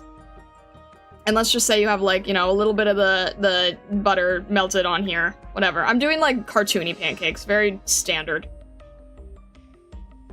And I'll add a little plate. Okay. So the way that you want to do syrup is you want to think about gravity. And I'm picking syrup, sauces, whatever it is. It's all gravity, right? Drips and drizzles are gravity. The one main thing you want to think about when you are drawing stuff like that is you want to vary it. You never want it to all look the same. And this goes the same for hair, the same for grasses, all that stuff. When you're drawing grasses, you want to vary the length of the grass. You want some that are long, some that are short, some that are kind of overlapping, right? Like, this is how you want to draw grass. It looks much more natural that way. Wrong way to draw grass is to do something like this. When it's uniform, not interesting. You want variety. Nature has variety. So you want to have variety. You want something that doesn't have uniformity. If you have uniformity like this, you have a lawn. You've cut grass, you're mowing a lawn. Even if you have a lawn in your image, you still don't want it to be this stark. You would still want to have, like, a little bit of variation, even if it's all the same length, right? Like if you're doing a hairstyle. There's still a little bit of variation. You never want to just have it purely uniform, purely thick, whatever. So same thing goes for syrups and sauces and things. The way I'm gonna do it is I'm gonna do another layer. And I'm going to I'm gonna show where it's if we're pouring the sauce, right? If we're, like, pouring the sauce from the bottle, it's gonna start in the center.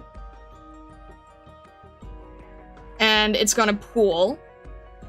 We're thinking about gravity here, right? So it's gonna pool the most here. In the center. I'll change the color so you guys don't think it's like Warfarin's pancakes or something.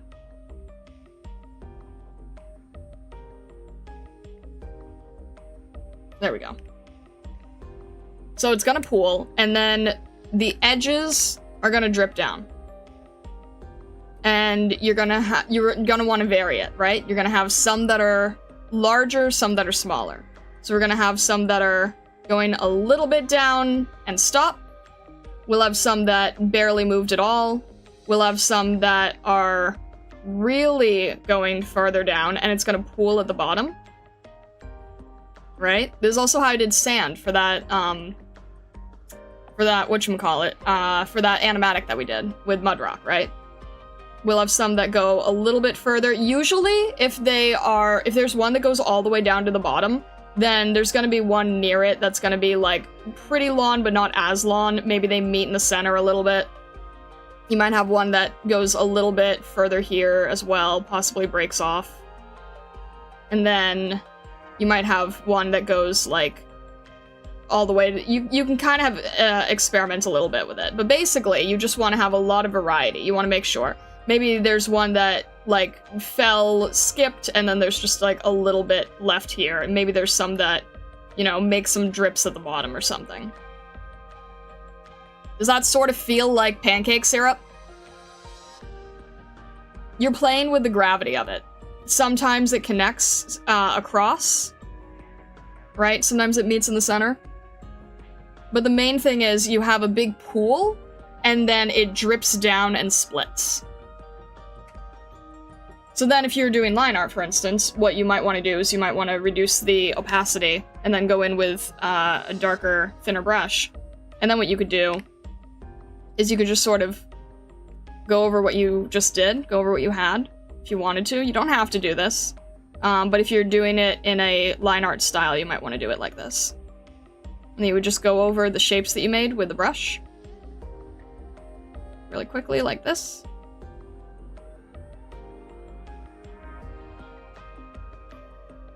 And then get rid of it, and then you have that line art of dripping syrup. Right?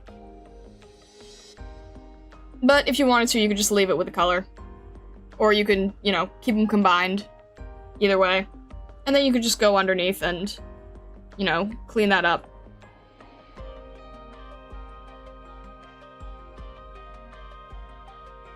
Does that kind of make sense?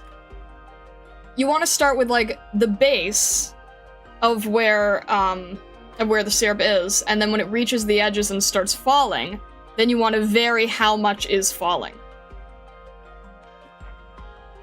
Were you working on a menu before? I don't think I saw you finish when I got sick. A menu. A few months ago, maybe. No, I'm not an artist, so I don't understand anything. Well, even if you're not an artist, you can still understand it just from the force of gravity, right? Because if we're doing realism, all art is going to be tied to physics in some way. It's either going to break physics or it's going to follow physics. But you're going to acknowledge physics regardless. You're either going to intentionally break it, magic spells and wings, or you're going to follow it, you know, drips, rocks, whatever. So, even if you don't understand how art works, you understand how physics works, and you understand that when you have a liquid, a thicker liquid, especially something more runny like syrup, if you have ketchup, it's gonna drip less, unless, you know, you have a character holding a burger bun and they're squishing it down. But syrup is going to pool at the top and then fall down on the edges. So that's kind of... You can sort of understand it, even if you don't know how to draw. You understand, like, what happens when you do this action. And that's a lot of it, right? A lot of times when artists are drawing things, they will either act out what they need to do, or they will pose themselves in a way. Like, there's so many pictures of, like, Magic the Gathering artists, right? Before we had all of these stock photos, before we had 3D models that we could turn around, there were so many old fantasy artists. If they had to draw, like, a fair maiden, a lot of them would be guys in the industry, and they would get a friend, another guy, just working in the studio, and they would grab, like, a towel and a sheet, and, you know, wrap his hair over, wrap the sheet around him into, like, a dress, and then pose it, and then that was their model for the fair maiden, was just their friend next door in the studio. Like, you know, hey Joe, can you come here real quick? I need to borrow you for a sec. And then that would be their reference.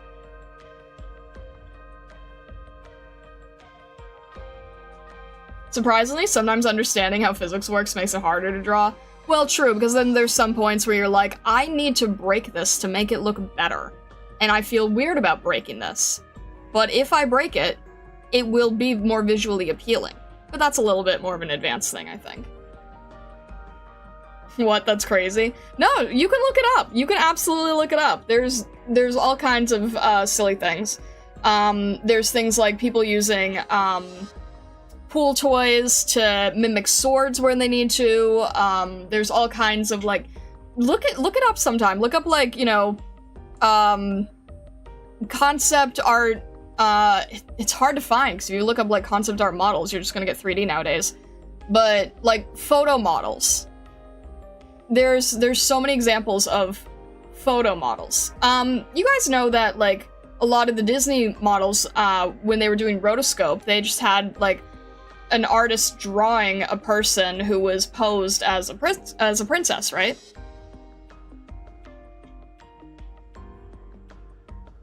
The alternative is just not making it look better, which of course is easier. Fair enough, yeah. But yeah, you understand what I'm saying when I'm talking about, like, variation, right? Variation, making it look more visually interesting. The main thing is, if you've got the variation, you got 90% of what you need to. just if you do this, it's gonna look boring. It's gonna look strange and unappealing. If you get a little bit of variation where everything is slightly different throughout, but all doing the same thing, you've got most of what you need to. Sounds like how some people in filming used to make movies back then. Yeah, very similar. Except these were, like, illustrations, too. Like Norman Rockwell, right? Perfect example. Used models all the time.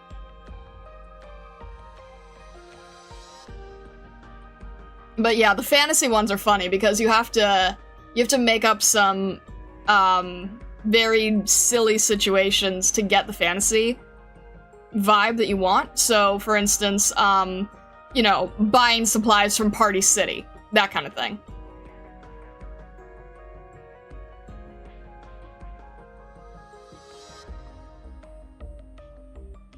Variation is actually a hard thing, as when you're new, the variation may first look incorrect to you. Why would you say that it looks incorrect? I'm genuinely curious. Variation is true in food as well. Put a pie into a blender on liquefy and it won't be as good anymore. Fair enough. Why would it look incorrect? I'm curious. Is it because you're trying to do everything, like, more perfect and precise? Because variation is more something that just is part of nature, right? Nature is not perfectly even. Unless you're talking about things like, you know, flowers and petals and all that kind of stuff. But there's variation in nature all the time. Nature is not static. Howdy caveman, putting a pie in a blender might result in a delicious smoothie. You know what? Try it out, let me know how it goes. Why not?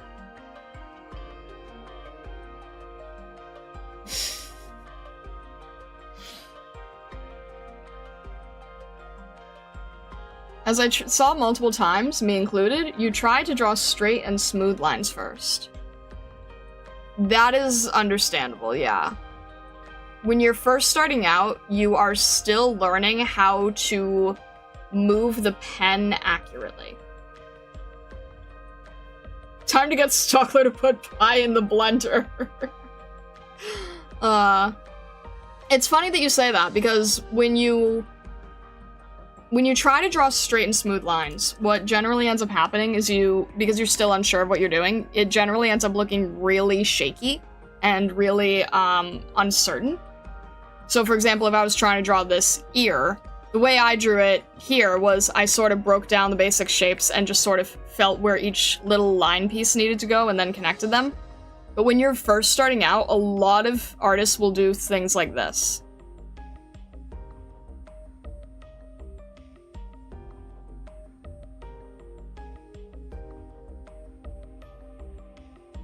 Right? And it's gonna sort of have that uncertain feeling to it. Right? Like if I finish it off here. Because you're trying to be so particular with it.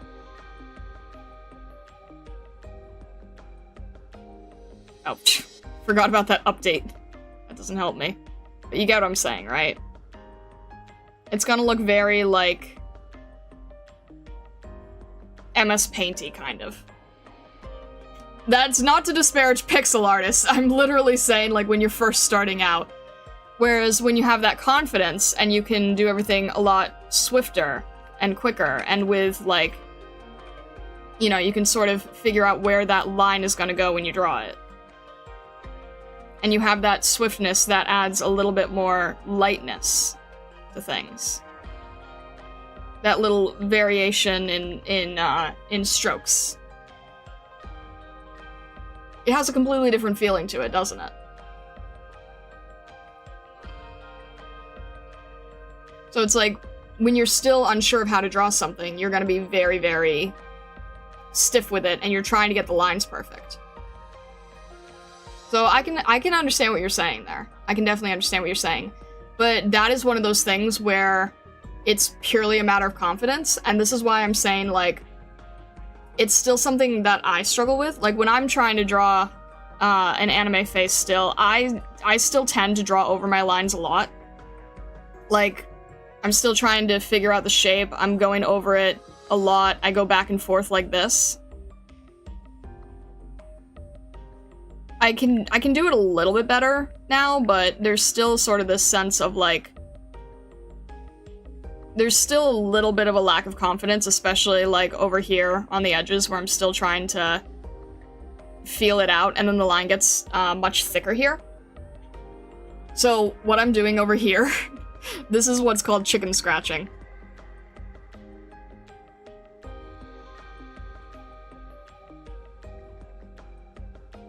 You don't want to do chicken scratching. When you're first starting out drawing, chicken scratching will look a lot more egregious. Chicken scratching when you're first starting out is going to look like this, if we're drawing that same ear that I now don't have room for. When you're first starting out, chicken scratching is going to look like this.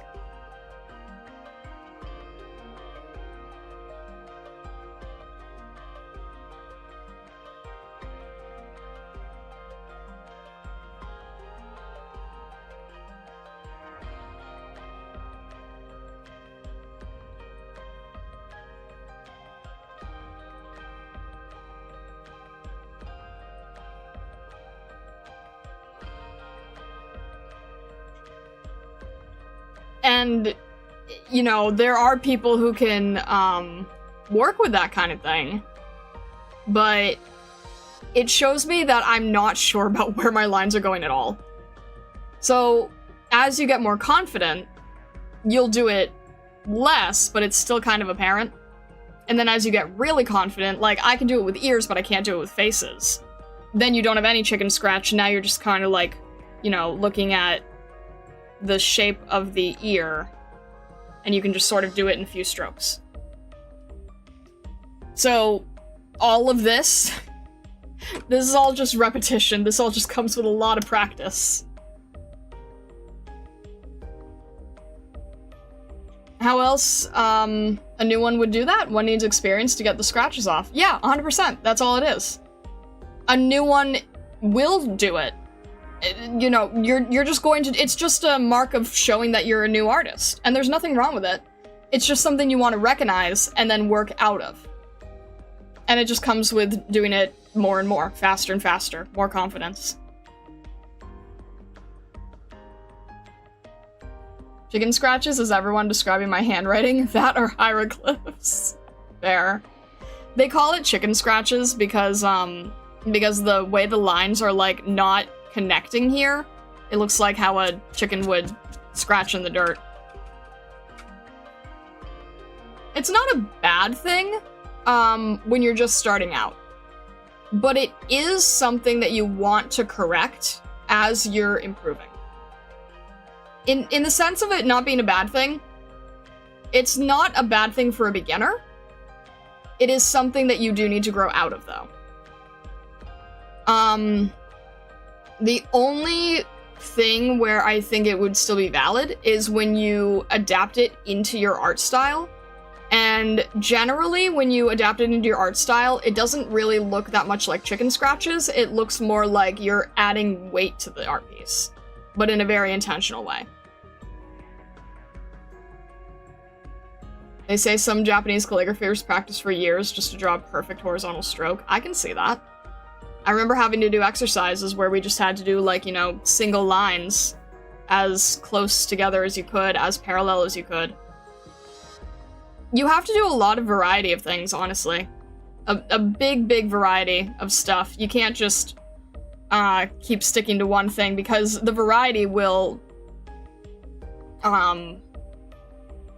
If you just do the single lines over and over, I was talking with a friend about this the other day. If you just do the single lines continuously, you won't free yourself into doing things that are looser. Because you'll be so focused on having everything precise that you won't have enough expression in the piece, right? So you have to balance it. You have to go back and forth. You have to have, like, you know, a little bit of structure, a little bit of expression, a little bit of structure, a little bit of expression. If you just do structure, you know, you can do industrial design drawing, that's fine. Or if you just do expressive, then you can do abstract. But if you want to do things like, you know, anime character design, it's a huge mix of loose with structure. What would be some practice stuff you would recommend? If you're past doing the cubes and the spheres, I stand by the cubes and the spheres, but if you're past that, then master studies, honestly.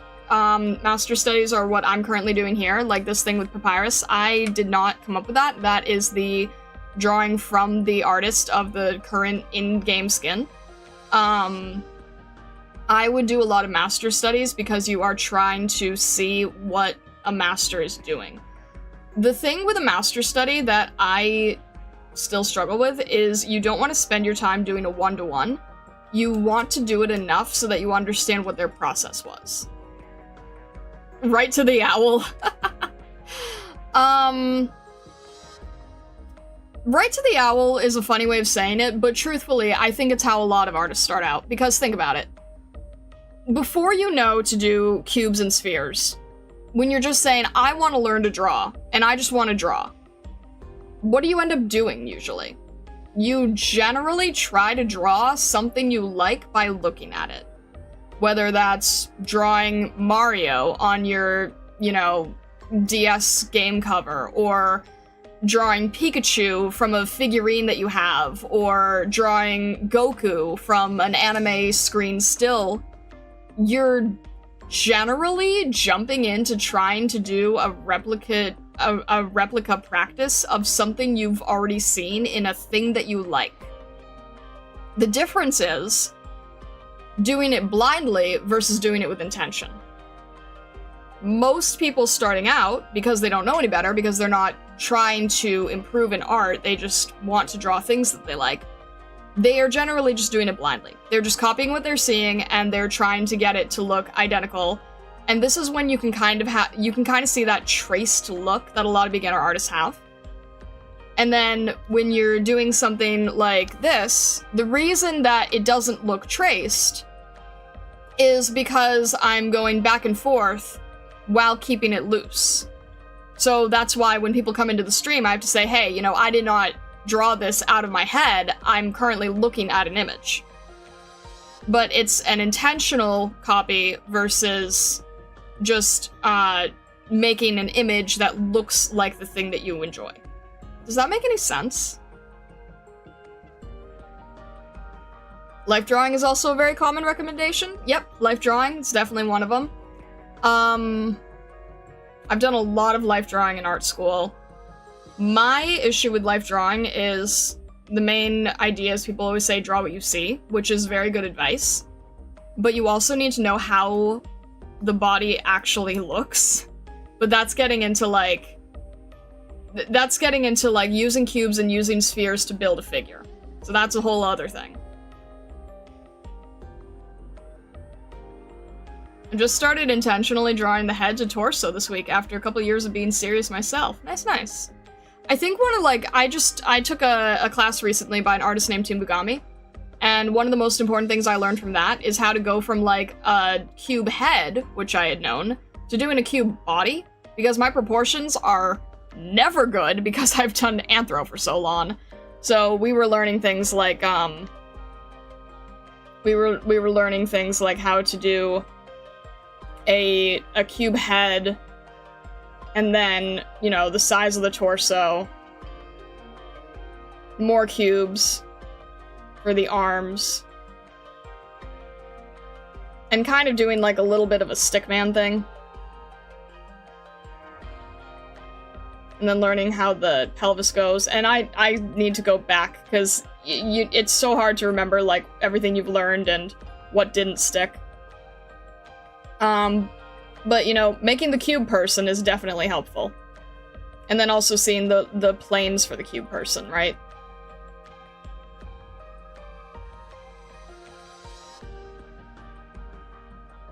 Something like that, and then my proportions are still terrible. This torso needs to be way smaller.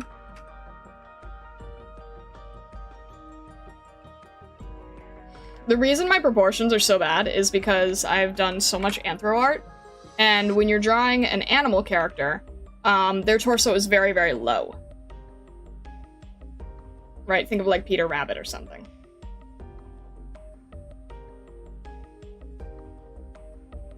So this is definitely also very important to learn.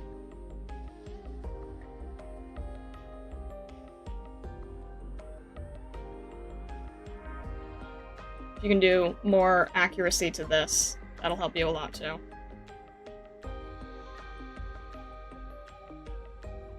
Alright, that's a little better. Not great, but better.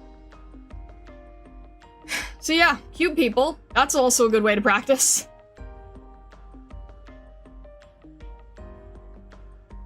It's a wall bot. There you go. Go to your local museum. Find a stuffed owl, go to town. There you go. I do think that the cube people are really helpful, and I need to do more cube people. Cube people help a lot. See if I have my, let me see here. If I have my, where would that be? Colosso study stuff.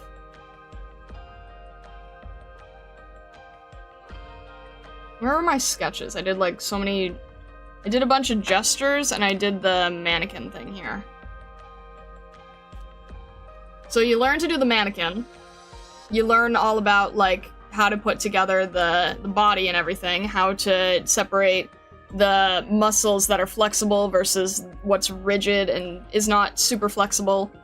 You're trying to figure out, you know, the different points here. Clearly, I have not done enough practice because I should have been able to just draw this.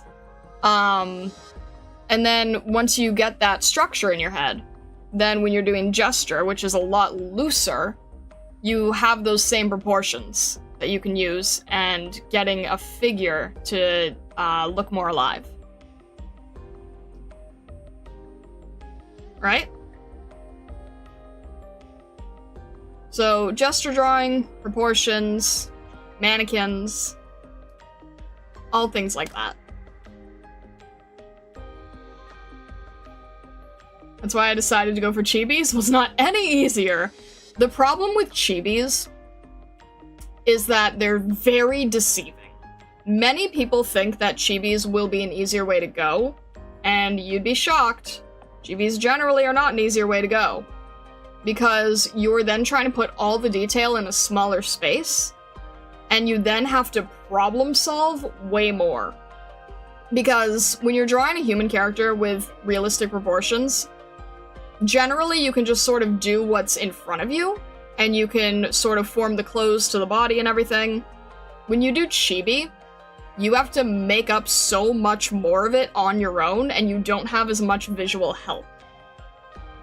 You have to cram details, yeah, you do.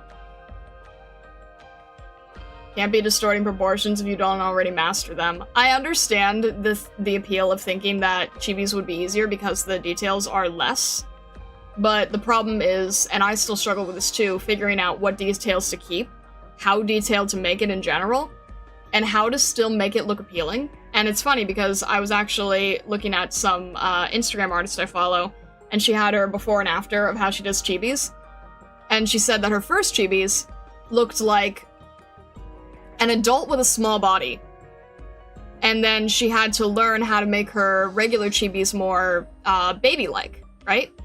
So when she was doing her chibi designs here, I'll just do it like that. Her first chibis looked like this. Her first chibis had like, you know, kind of anime proportion, but a wider face. And then the eyes would be like this. And then, you know, the hairstyle or whatever. I'm just doing this really quickly. And then the body was just sort of like a regular body, but smaller. And it kind of looks a little bit awkward and unnerving, and kind of like you just took a adult's head and placed it on a small doll, and it's a little strange, and it's not as appealing. And then she changed her chibis to looking like this. She really rounded everything out.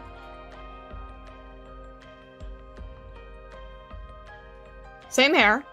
Hair did not change. But everything was, like, you know, much more cutesy. The eyes were much lower. And she showed a lot more of the forehead. The mouth was closer to the eyes. The mouth and the eye ratio. The nose, the mouth, and the eye ratio were a lot different. And then the bodies were much more rounded and playful. And then the legs were a little bit more, like, stumpy. And so were the hands. I think she even did it, like, more than that. And then, you know, instead of doing, like, all the fingers, she simplified it a lot. And I think she even did, like, a really small neck instead. And you're kind of, like, inventing your own proportions that way, right?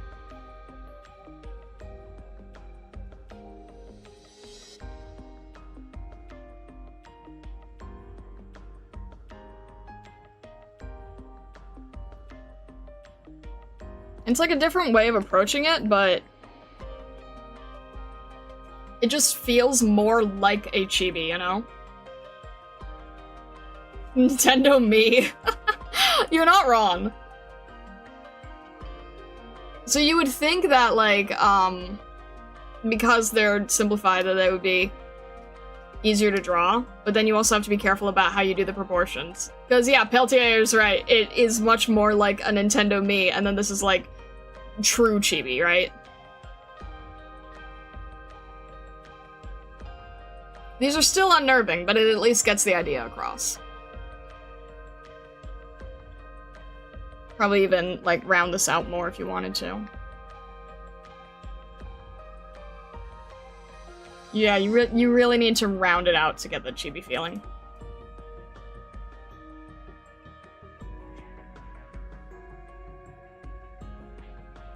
If you have the eyes too high, the character will look older.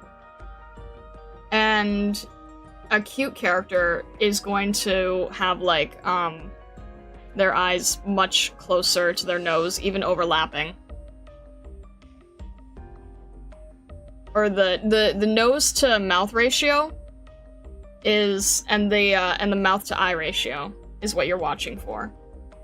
And then the larger forehead is always going to look cuter, because that's closer to a baby.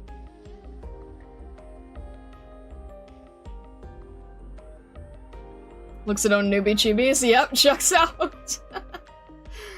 So yeah, it's just, you know, it's different things that you learn over time. It's different tweaks that you make over time.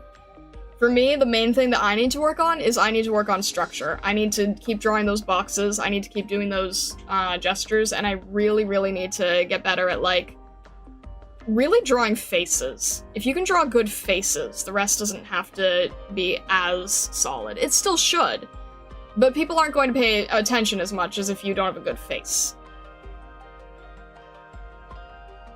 So yeah, hopefully that helps. Oh, this was supposed to be a short stream, and it actually went to our general time, didn't it? But look at that, we got a lot done. Or at least I was able to explain a lot. Hopefully that helped some of you. But with that, I think that we are going to call it. Again, if you're not in the Discord and you want to learn more about art, ask questions, show off your work, get feedback, all that kind of stuff, or if you're just a fan of Arknights, please do consider joining our Discord. There is an Arknights channel. Please mind that there are threads for anything spoiler related. And if you do join the Discord, please make sure to go into the rules channel, read the rules, and then grab the role on the top of the channel. That will give you access to the rest of the Discord. Otherwise, you won't see 90% of it, and you won't be able to talk. So if you want to chit-chat, you gotta grab the rules role. But yeah, with that all being said, I can always give little help, tips, and tricks. I'm always in there sort of giving advice. Other people can give feedback. Feedback is also helpful, given by non-artists, because all kinds of different perspectives help a lot.